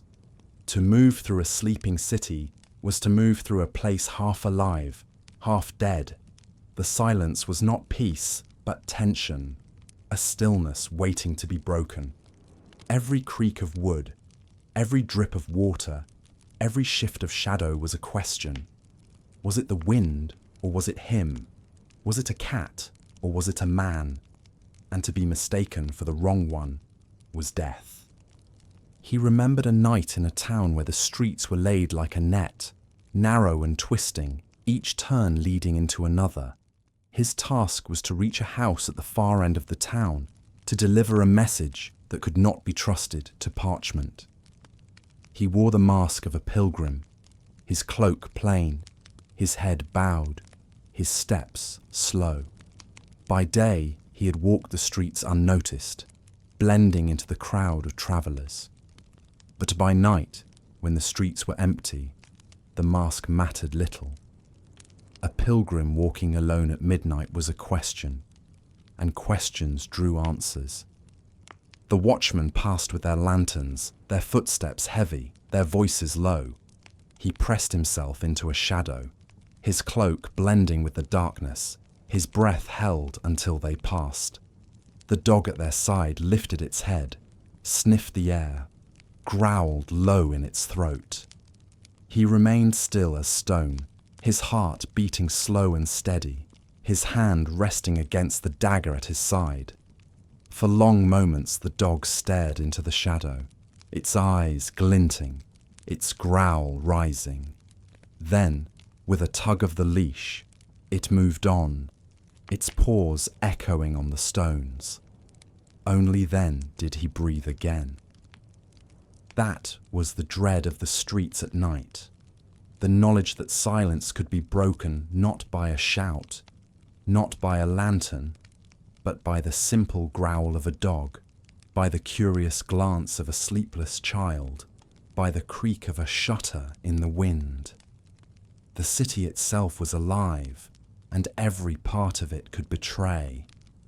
The Brotherhood taught them to respect that dread, to carry it as they carried hunger and fear. Dread, they said, was another form of vigilance, another teacher. To ignore it was to invite death. To embrace it was to survive. And so he embraced it, as he had embraced hunger, as he had embraced silence, as he had embraced the dagger. Still, dread was a heavy weight. It pressed upon him in every street, in every alley, in every shadow. It lingered in his mind even when he returned to the stronghold, even when he lay on his straw mat, listening to the wind. The streets lived within him, their rhythms, their silences, their dangers. He carried them always, as he carried the dagger, as he carried the oath, as he carried the whispers of missions past. There were moments when he wondered whether the streets themselves remembered him, whether the stones he stepped upon, the walls he leaned against, the shadows he passed through, carried the memory of his presence, whether the city itself whispered his name, though no human lips ever did. He wondered whether the dread he felt was not only his own, but the dread of the city itself, alive and watchful, never truly silent. And yet, he endured. For endurance was the truest lesson of all. To live as he did was to endure hunger, to endure fear, to endure loneliness, to endure dread, to carry them all, silently, without faltering, without breaking. To let them sharpen rather than shatter. To let them become part of the silence he carried, part of the shadow he had become. The sun had risen fully now, the mist thinning, the streets alive with colour and sound once more. The dread of night faded, but it never left entirely. It lingered in the back of his mind, in the weight of the dagger, in the silence of the oath. He moved among the crowd, his mask in place, his steps ordinary, his presence unnoticed. But within, he carried the streets, their rhythms, their silences, their dread. And as he passed through the bustling marketplace, he knew that life behind a dagger was not only a life of hunger and masks, not only a life of whispers and watchers, but also a life lived always in streets of dread, where every step was a question, every silence a danger, every shadow a reminder of the oath he had sworn. The marketplace swelled with life, but even as voices rose in laughter and bargaining, he felt the quieter weight pressing upon him. The dread of the streets was one burden. Hunger, cold, fear, these he had learned to carry. But the heaviest burden of all was secrecy. Secrecy was not only the cloak he wore or the dagger he hid. It was the barrier that stood between him and the world. It was the silence that stretched between himself and every face he passed.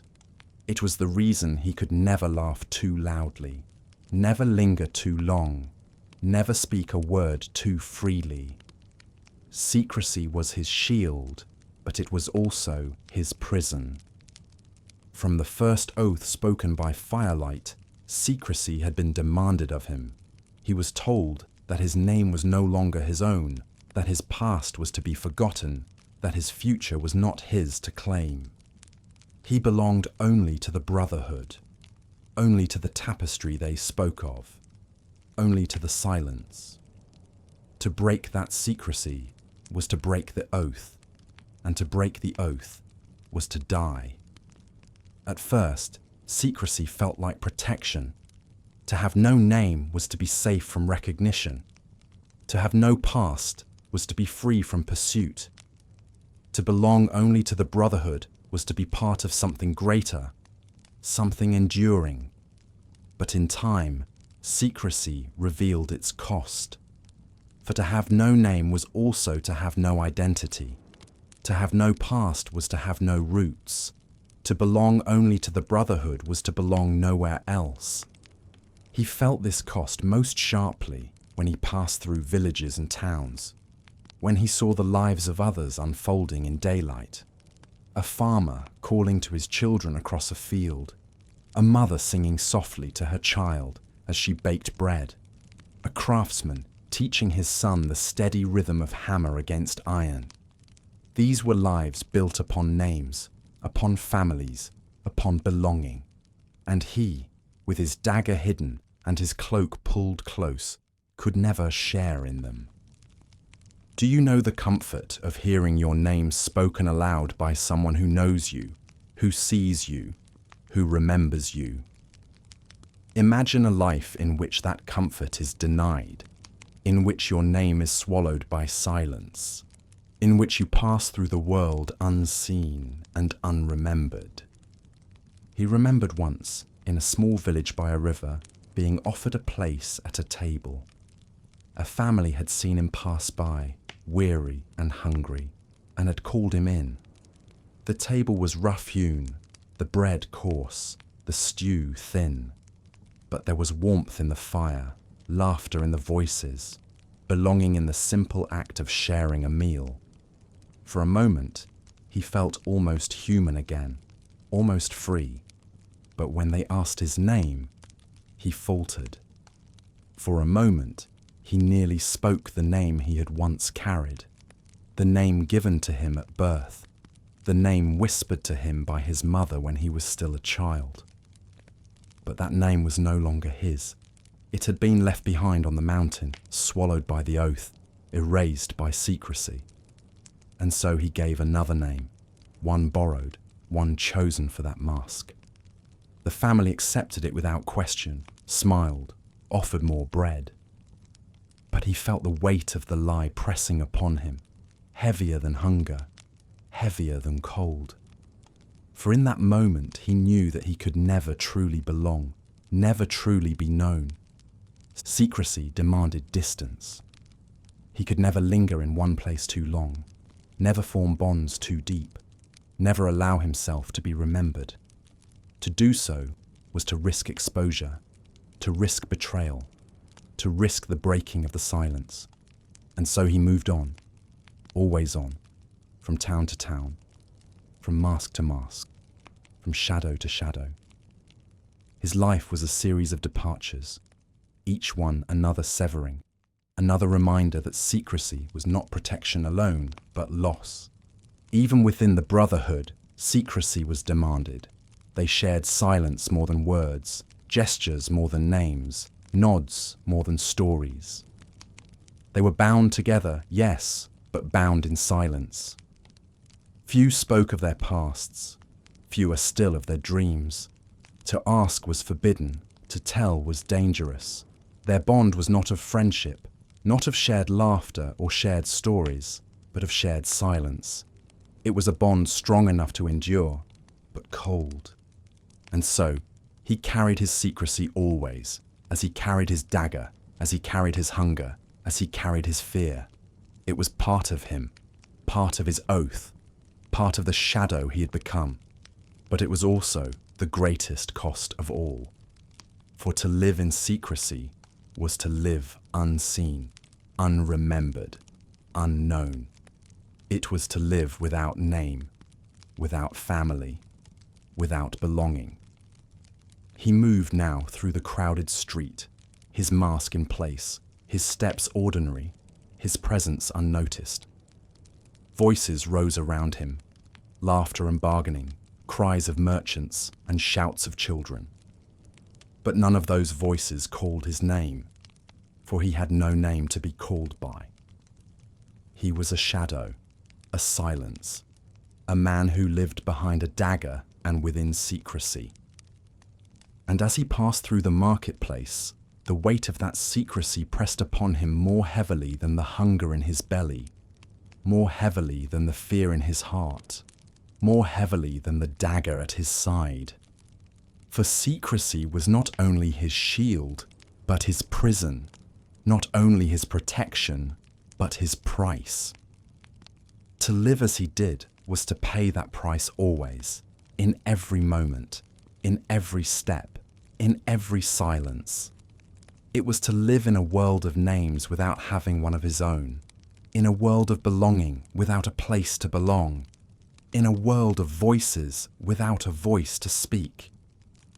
It was to live always in secrecy, and to bear the price of it in silence. Secrecy was his prison, but faith was meant to be the key that made the walls bearable. From the earliest days in the mountain stronghold, the elders had woven faith into every lesson. Not faith only in God, though his name was invoked often, nor solely in saints whose images adorned the chapel walls. It was faith in the brotherhood itself, faith in the idea they served, faith that their silence and their shadows were threads in a divine tapestry. They were told that their lives had meaning because they carried out justice when no one else dared, that their hands moved not for themselves, but for something higher. It was a powerful belief, one that filled the emptiness left by secrecy and hunger. For boys who had lost their families, who had no names, who lived in silence, the promise that their actions were part of a greater plan was a comfort. It gave shape to their suffering, gave purpose to their loneliness, gave light to their shadows. But faith, like hunger, was a double-edged companion. It could sustain, yes, but it could also falter. He remembered the chapel in the stronghold, a small stone chamber lit by narrow slits of light. The air smelled of wax and incense. The walls were cool beneath his hand, the floor hard beneath his knees. There, they knelt in silence, their heads bowed, their lips moving in prayer. Some prayed to God, some to saints, some to older names half forgotten. The elders didn't forbid it, so long as the oath remained unbroken.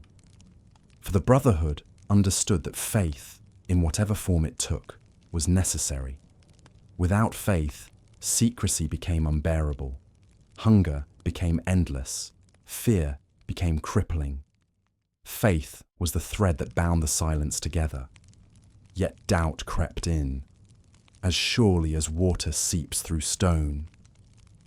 There were nights when he knelt in the chapel, his lips moving in prayer, but his heart was empty.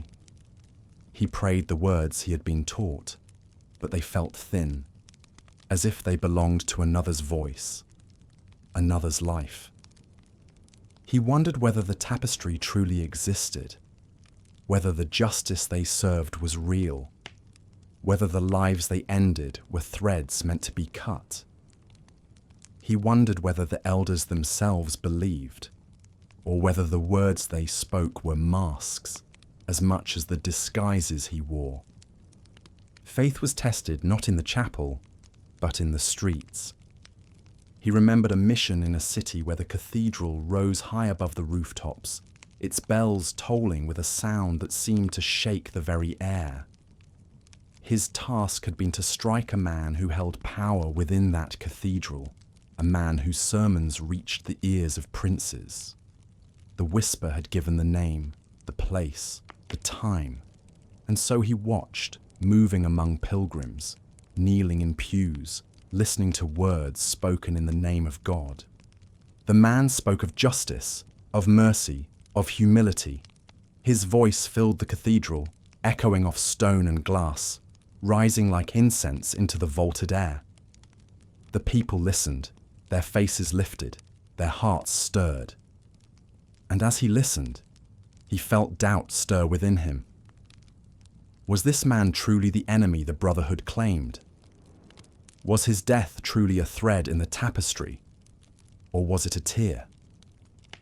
When the moment came, he acted as he must.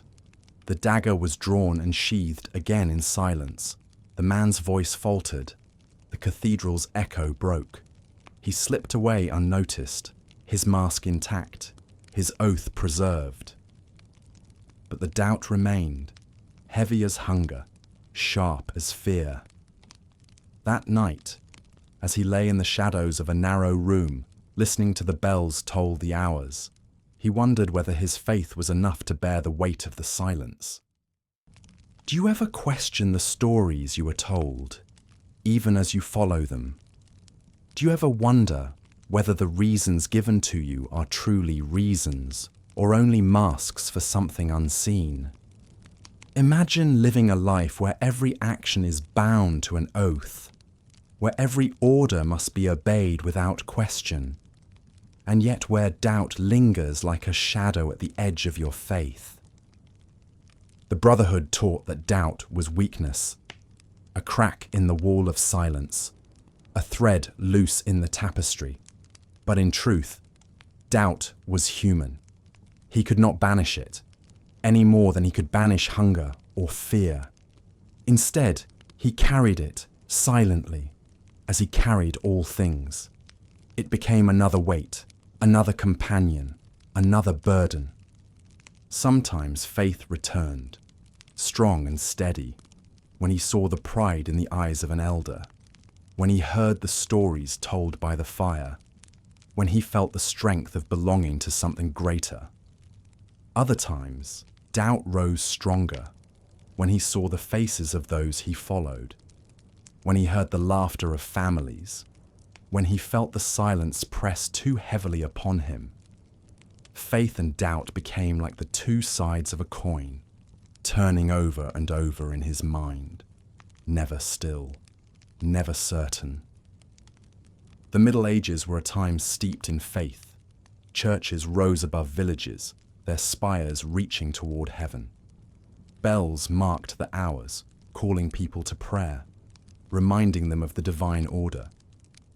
Pilgrims walked long roads, their badges glinting in the sun, their songs rising in the air. Saints were invoked in sickness and in harvest, in birth and in death. Faith was the thread that bound life together, that gave meaning to suffering, that offered hope in darkness. And yet, even in such a time, doubt lived.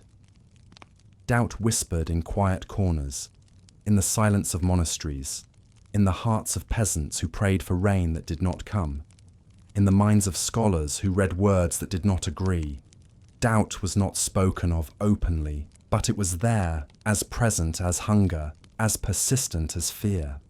For him, doubt was sharper still, for his life was built upon secrecy, upon silence, upon whispers.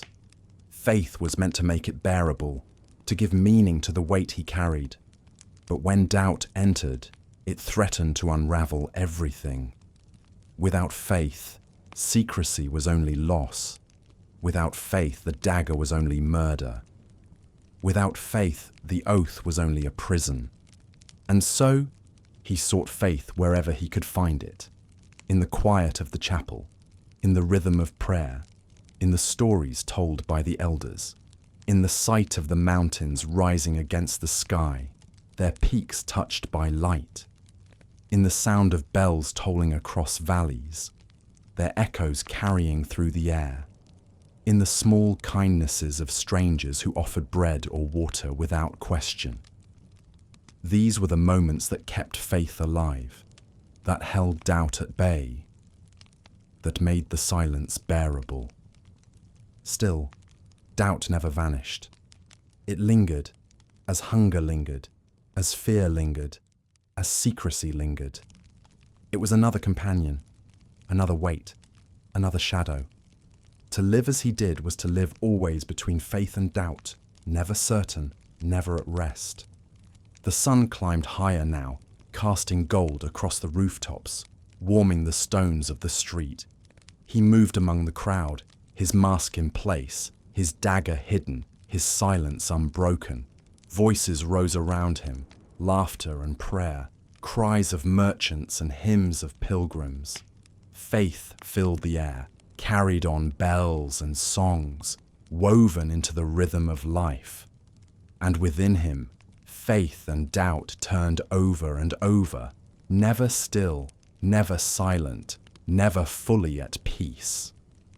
And as he passed through the bustling street, he knew that life behind a dagger was not only a life of hunger and masks, not only a life of whispers and watchers, not only a life of dread and secrecy, but also a life lived always between faith and doubt, sustained by belief, shadowed by questions, carried in silence through the streets of a world that was never fully blind. The bell of the church tower tolled once, a slow bronze note that rolled across the rooftops and lingered in the cool air. He walked with his head bowed, a pilgrim's mask upon his shoulders, the dagger hidden at his side. Around him the city was alive. Merchants shouting prices, children laughing, dogs barking. But beneath the noise, he felt it again. The weight of eyes. Faith gave meaning, doubt unsettled it, but pursuit sharpened everything. For there was no life in shadows without the constant knowledge that someone, somewhere, sought to draw you out into the light. Assassins had their watchers, yes, but they also had their pursuers. Lords who had lost kin, bishops who had lost power, soldiers who had lost comrades. Each one sent men into the streets, into the hills, into the mountains, searching. And among them moved others like himself, shadows who served different masters, spies trained to notice silence, to catch masks slipping, to unravel secrecy. The Brotherhood had always warned of this. From the earliest lessons, the elders had spoken of pursuit. They said that to walk as a shadow was to invite hunters, that to strike in silence was to awaken voices eager to name you. Pursuit was inevitable. The only question was how long you could remain unseen, how long you could keep the silence intact. He remembered the first time he felt the true weight of pursuit. It was after a mission in a town built beside a wide river, where merchants' ships came and went, their sails bright against the water. The name had been whispered, the dagger drawn and sheathed, the silence preserved. But the man's death did not go unnoticed. Few deaths ever did. The next day, watchmen moved through the streets with sharper eyes, asking questions, demanding answers. The people whispered among themselves, voices low, glances wary. Strangers were noticed, masks examined, steps watched. He felt the eyes upon him, heavier than ever. He changed disguises, shifted from pilgrim to labourer, from laborer to beggar, but still the eyes followed. It was then he learned that pursuit was not only about soldiers and spies, it was about memory. A woman remembered his face from the market. A boy recalled his voice. A merchant recognized the tilt of his head. Each memory was a thread, and threads, when woven together, could form a picture.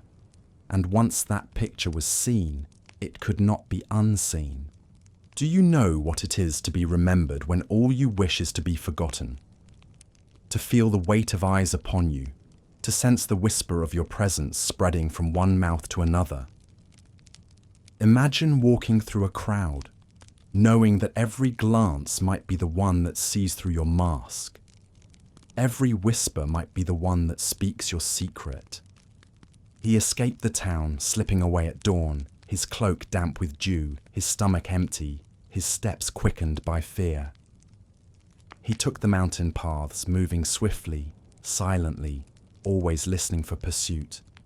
He knew the watchmen could not follow far, that their duty ended with the town walls. But spies were different. Spies could follow anywhere. Spies could wait as patiently as he could. Spies could mirror his silence. And so, pursuit became another constant, another weight to carry. He learned to listen, not only for the sounds of the city, but for the sounds of footsteps behind him on the road, for the rustle of leaves in forest, for the faintest shift of shadow on the mountain path. He learned to change his pace, to alter his route, to vanish into places where no one else would linger.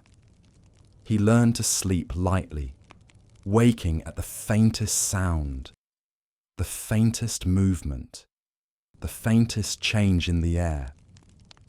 There were nights when he dreamed not of hunger, not of secrecy, not even of faith and doubt, but of pursuit. He dreamed of footsteps behind him, always close, never seen. He dreamed of voices calling his name, though no one knew his name. He dreamed of lanterns swinging in the dark, their light searching, seeking, never resting. He woke from such dreams with his heart pounding, his hand gripping the dagger at his side, his ears straining for sounds that were not there. The Brotherhood taught them that pursuit was inevitable, that to be hunted was proof of belonging. A man unnoticed was a man unused, they said. To be pursued was to be seen by those who mattered, even if only in whispers, even if only as a shadow. It was a grim comfort, but a comfort nonetheless. Still, pursuit carried fear sharper than hunger, sharper even than dread. Hunger gnawed, dread pressed, secrecy isolated. But pursuit threatened exposure. Pursuit threatened to unravel the silence, to tear the mask, to reveal the shadow for what it was. And once revealed, there was no return. He remembered another mission, years later, in a city where the streets were wide and lined with stone houses, where fountains splashed in squares, where the air smelled of spices and wine. His task had been to follow a knight, to learn his movements, to wait for the moment when the whisper's command could be carried out. He wore the mask of a clerk, his clothes plain, his manner unassuming, his steps measured.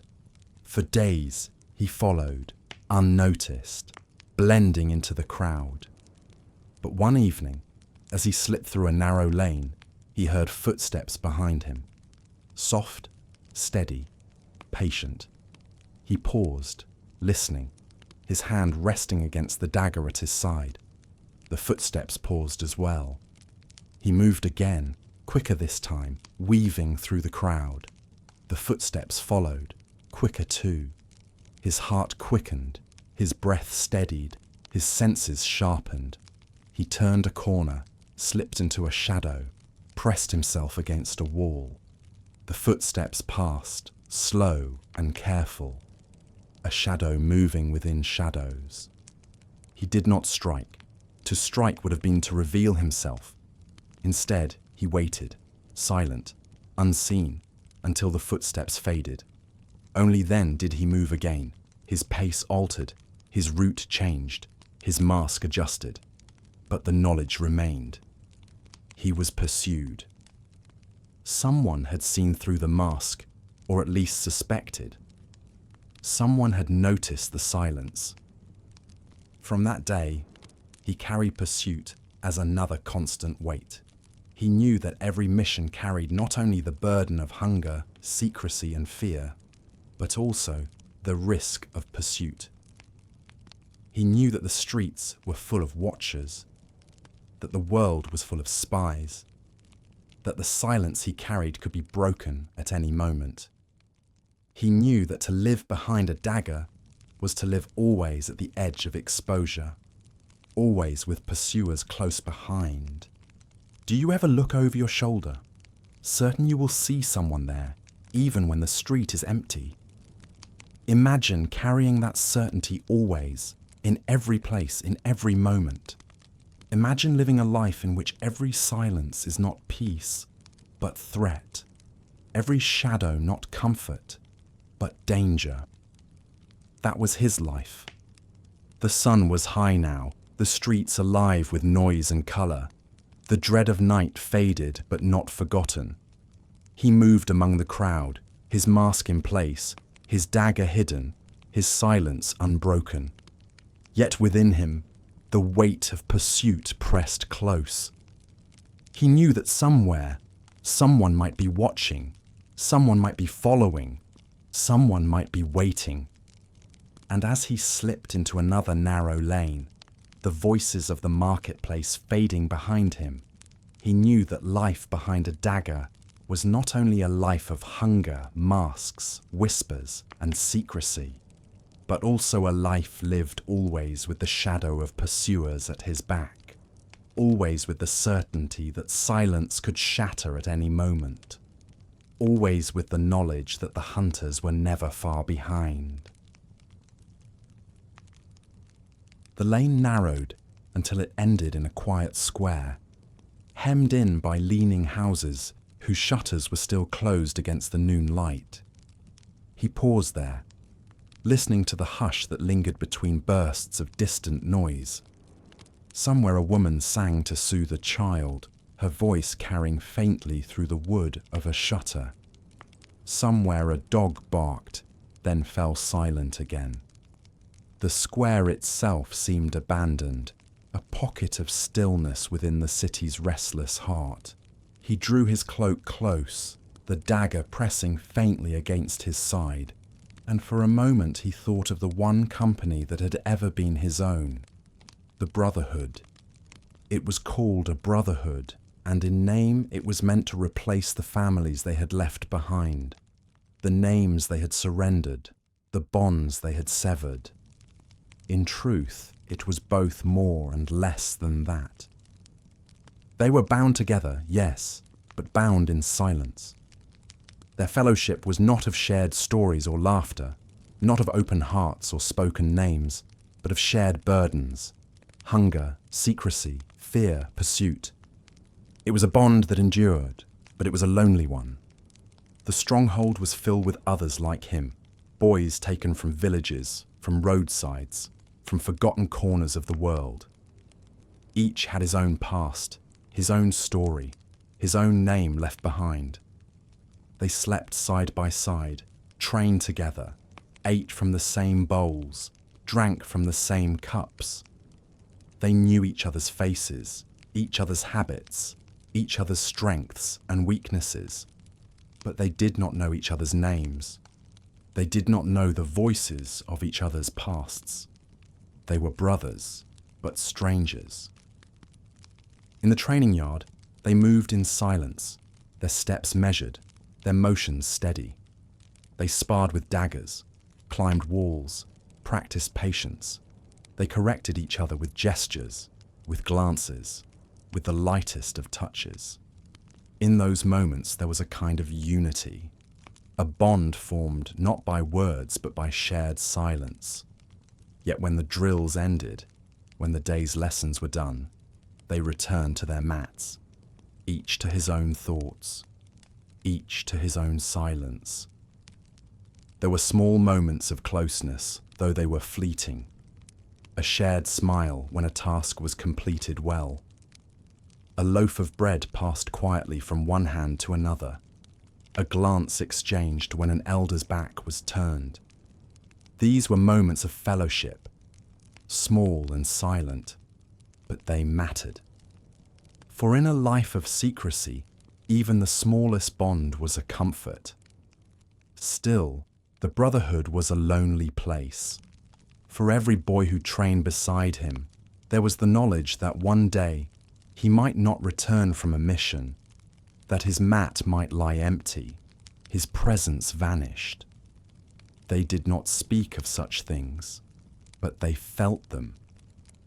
Each empty mat was a reminder of the cost of the oath, a reminder that their bond was not built on permanence. Do you know what it is to live among others and yet remain unknown to them? To share meals, to share labor, to share silence, and yet to know that none of them truly know you, not your name, not your story, not the sound of your laughter. Imagine living such a life where even among brothers you remain alone. When he left the stronghold for missions, the loneliness deepened. For in towns and cities, his masks set him apart. As a pilgrim, he walked alone, his head bowed, his voice silent. As a laborer, he spoke little, his words plain, his manner unremarkable. As a merchant's clerk, he moved among others, but never lingered long enough to be remembered. Each mask protected him, but each mask also separated him. He was always among others, yet never with them. There were times when he found brief companionship among strangers, a fellow traveller on the road who shared a fire for a night, a merchant who offered a place on a wagon for a day's journey, a farmer who offered a meal in exchange for labour. These were moments of warmth, moments of belonging, moments when the hunger of his heart was eased. But they were fleeting. For the next day he would move on, the mask shed, the name forgotten, the bond severed. Loneliness was not only the absence of others, it was the absence of being known. To live in secrecy was to live without name, without story, without past. It was to pass through the world as a shadow, unseen, unremembered. And so, even in the midst of crowds, even in the company of brothers, he was alone. The Brotherhood taught them to embrace this loneliness, to see it as another lesson, another burden, another thread in the tapestry. They said that to be alone was to be free from weakness, free from distraction, free from betrayal. But he knew in his heart that loneliness was not freedom. It was another prison, another weight, another cost of the oath. There were rare moments, though, when loneliness gave way to something gentler.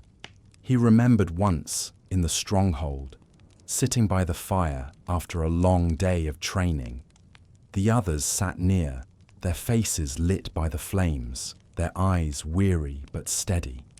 No words were spoken, no stories shared.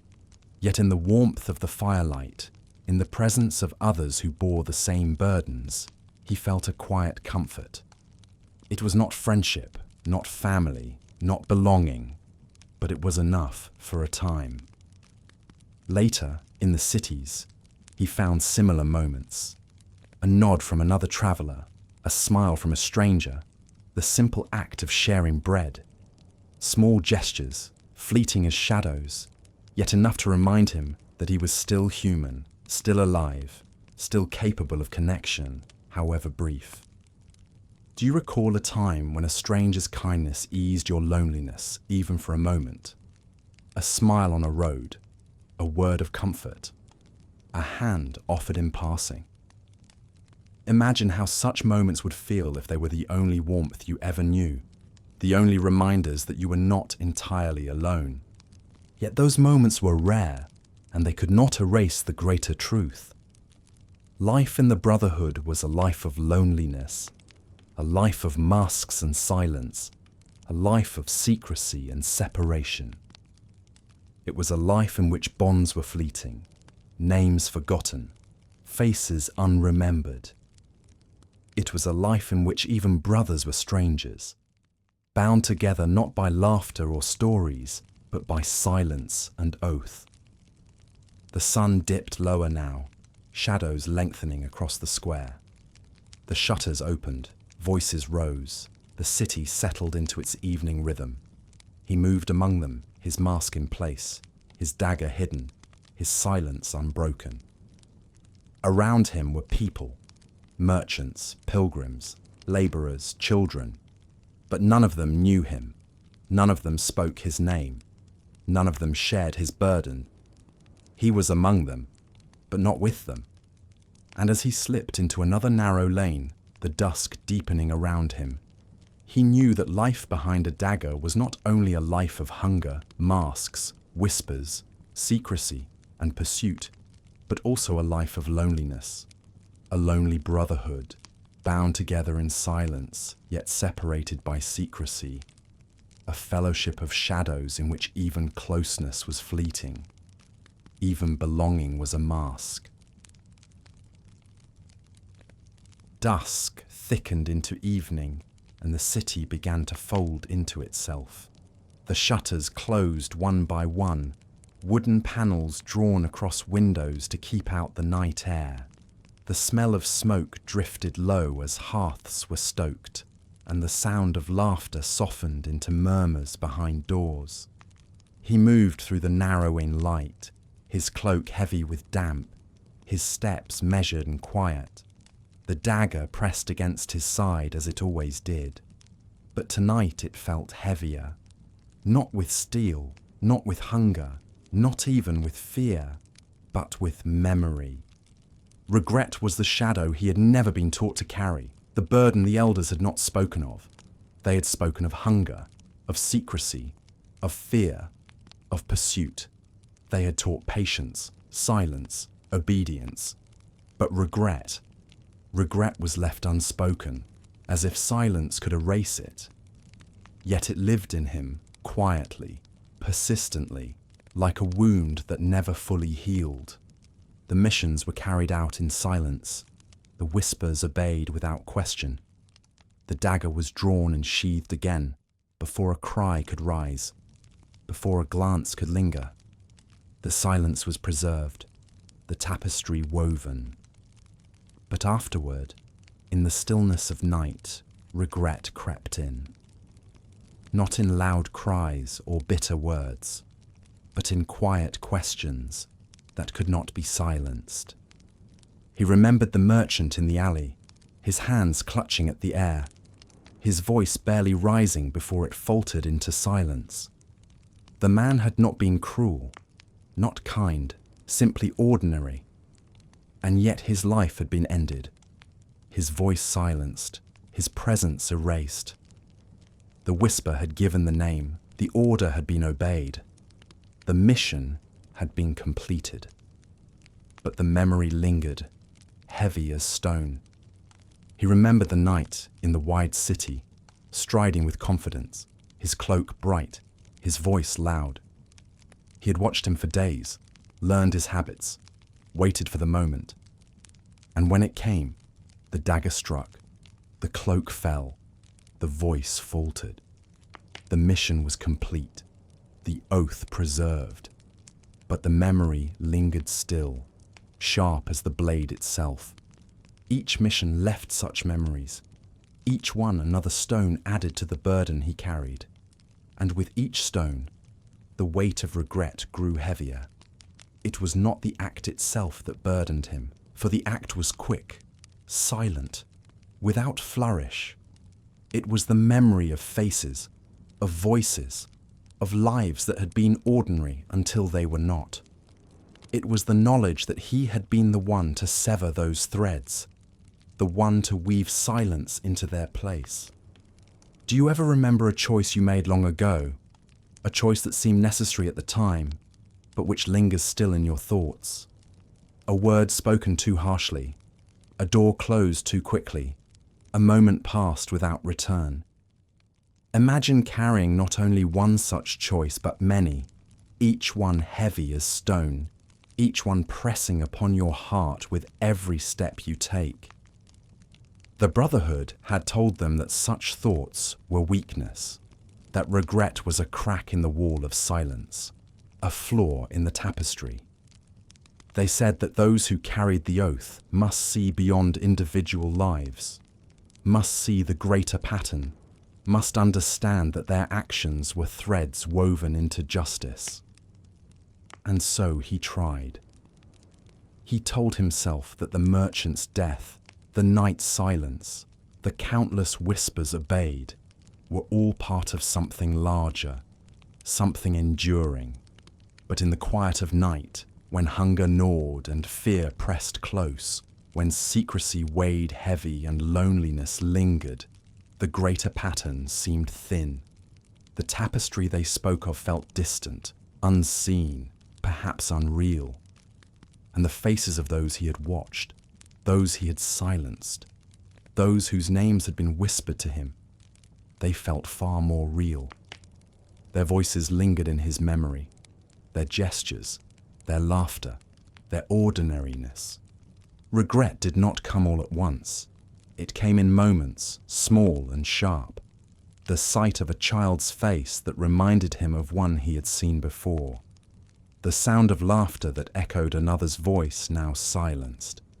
The smell of bread that recalled a meal once shared in a village. A meal that had ended with a false name spoken aloud. Each memory was a thread of regret, woven into the tapestry of his life.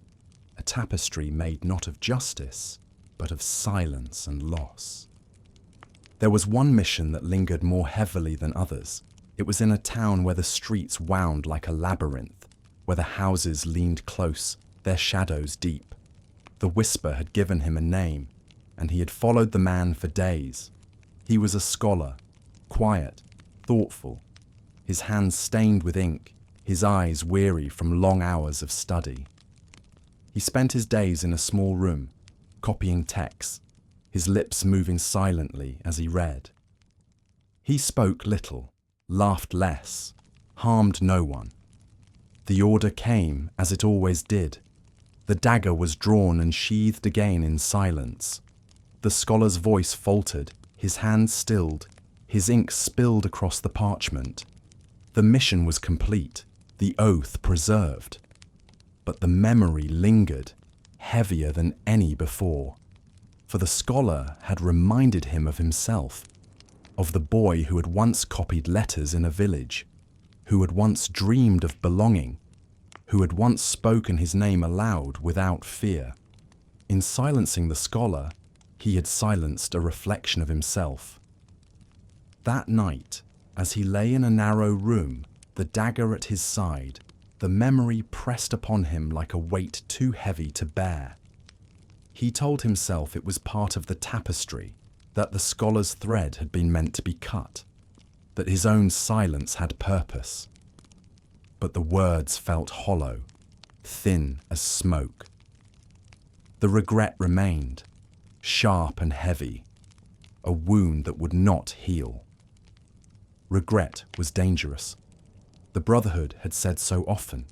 To carry it was to weaken the oath, to invite betrayal, to risk exposure. And so, like hunger, like fear, like secrecy, he carried it silently, without word, without relief. It became another companion, another shadow, another burden. There were moments when regret softened into reflection, when he found a strange peace in remembering. He would recall the scholar's ink-stained hands, the merchant's confident stride, the knight's loud voice, and he would feel a quiet sorrow, a gentle mourning. In those moments, regret was not a wound, but a reminder of the lives he had touched, the lives he had ended, the lives he had carried in silence. Do you ever find yourself remembering faces long gone, voices long silent, moments that linger even when the years have passed? Imagine carrying not only memories of kindness and laughter, but memories of silence, of absence, of lives ended by your own hand. Imagine carrying them always, in every step, in every breath, in every silence. The city was darkening now, lanterns being lit one by one, their light flickering in the evening air. He moved through the streets, his mask in place, his dagger hidden, his silence unbroken. But within him, the weight of regret pressed close, heavier than hunger, heavier than fear, heavier even than secrecy. For regret was not only a burden, but a shadow of its own, a shadow that followed always, unseen yet inescapable. And as he slipped into another narrow alley, the lanterns flickering above him, the night closing in, he knew that life behind a dagger was not only a life of hunger, masks, whispers, secrecy, pursuit, and loneliness, but also a life lived always beneath the weight of regret, a weight that grew heavier with each whisper obeyed, each silence preserved, each thread cut from the tapestry of the living world. The night had settled fully now, deep and soft, with the rain passed on to some other valley. The air was cool, damp with memory, and the streets glistened in the glow of scattered lanterns. He moved as he always had, silent and unremarkable, a shadow among shadows. Yet within him, the weight of years pressed heavier than the cloak on his shoulders or the dagger at his side. Hunger he had learned to endure, fear he had learned to carry, secrecy he had accepted, pursuit he had outlasted, loneliness he had survived. But regret, that lingered, and with it came a thought he could never quite silence. What remained of him after all these years of shadows? Life behind a dagger was never meant to be long.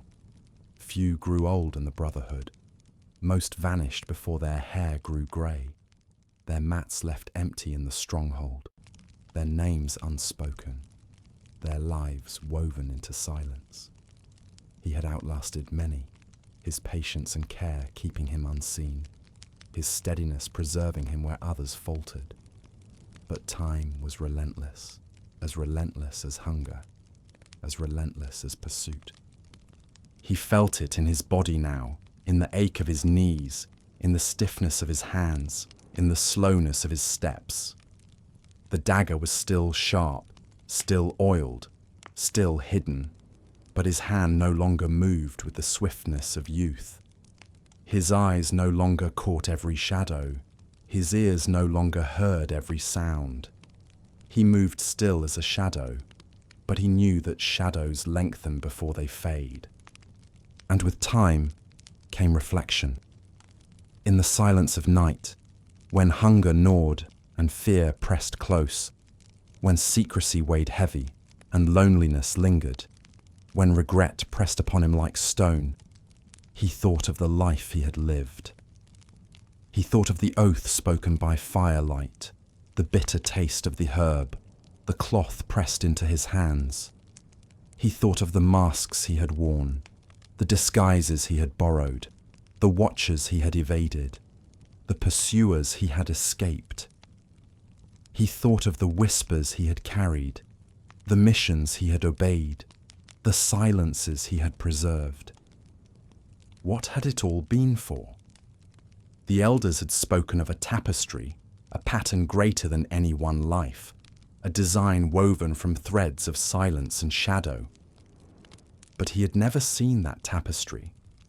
He had seen only the faces of those whose names were whispered to him, the lives he had ended, the voices he had silenced. He had seen only the hunger, the fear, the secrecy, the loneliness, the regret.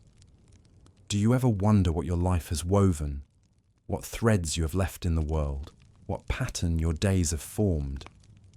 Imagine reaching the twilight of your years, looking back upon a life lived in shadows, and wondering whether the tapestry you were told of was ever truly there. And yet, even in his reflection, there were moments of gentleness, He remembered the warmth of firelight in the stronghold, the comfort of silence shared with others who bore the same burdens. He remembered the kindness of strangers who had offered bread or water, who had smiled without knowing his name.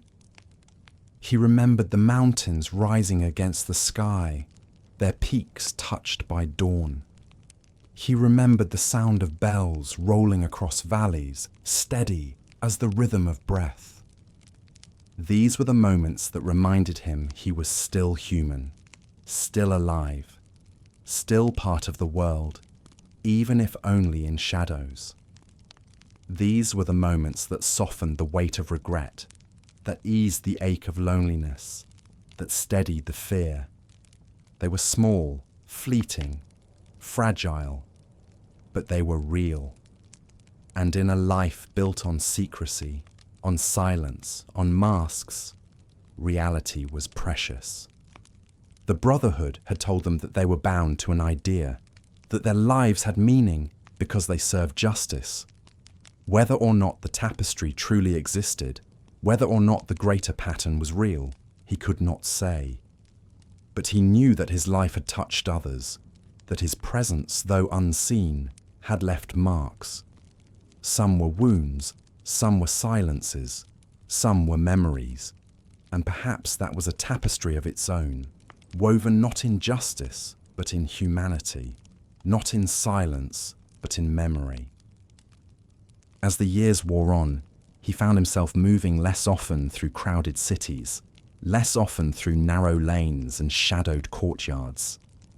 The missions grew fewer, the whispers softer, the orders more rare. Younger men had taken his place, their steps quicker, their eyes sharper, their hands steadier. He became a shadow among shadows, present but unseen, his role shifting from actor to observer, from vessel to memory. He remained bound by the oath, bound by secrecy, bound by silence. He could never return to the life he had left, never reclaim the name he had surrendered, never speak of the tapestry he had served. He could only carry the dagger, the hunger, the fear, the secrecy, the loneliness, the regret. And yet, in the quiet of old age, he found a kind of peace. Peace not in glory, for there was none. Not in belonging, for secrecy forbade it. Not in certainty, for doubt remained.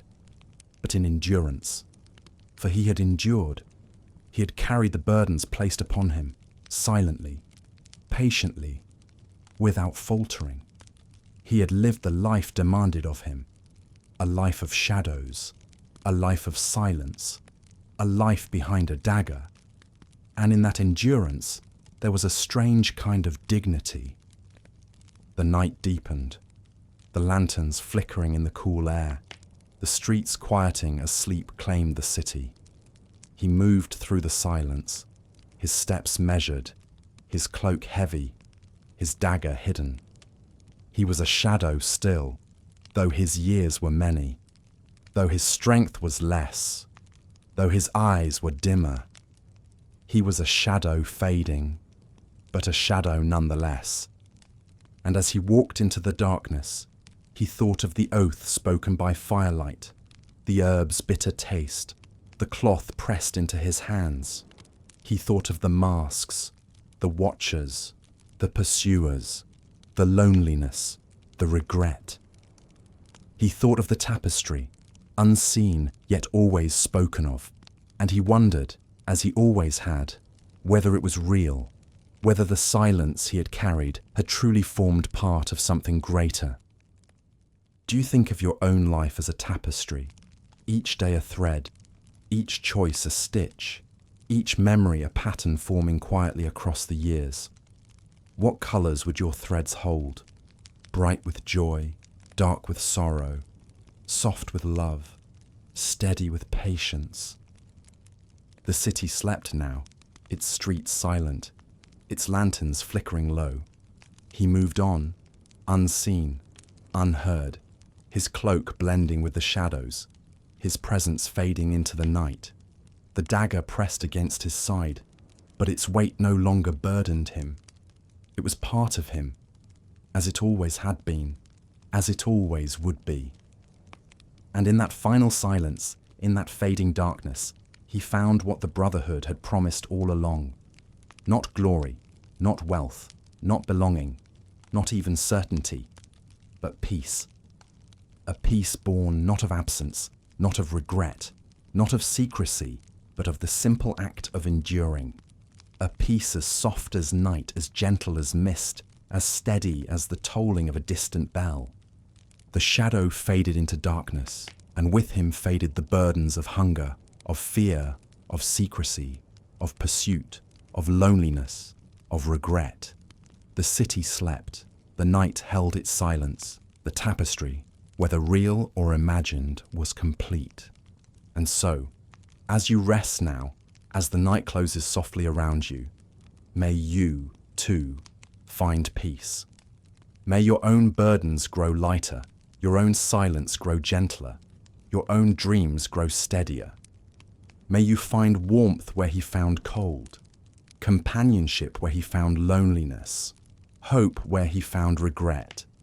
May you rest in light, even as he faded into darkness.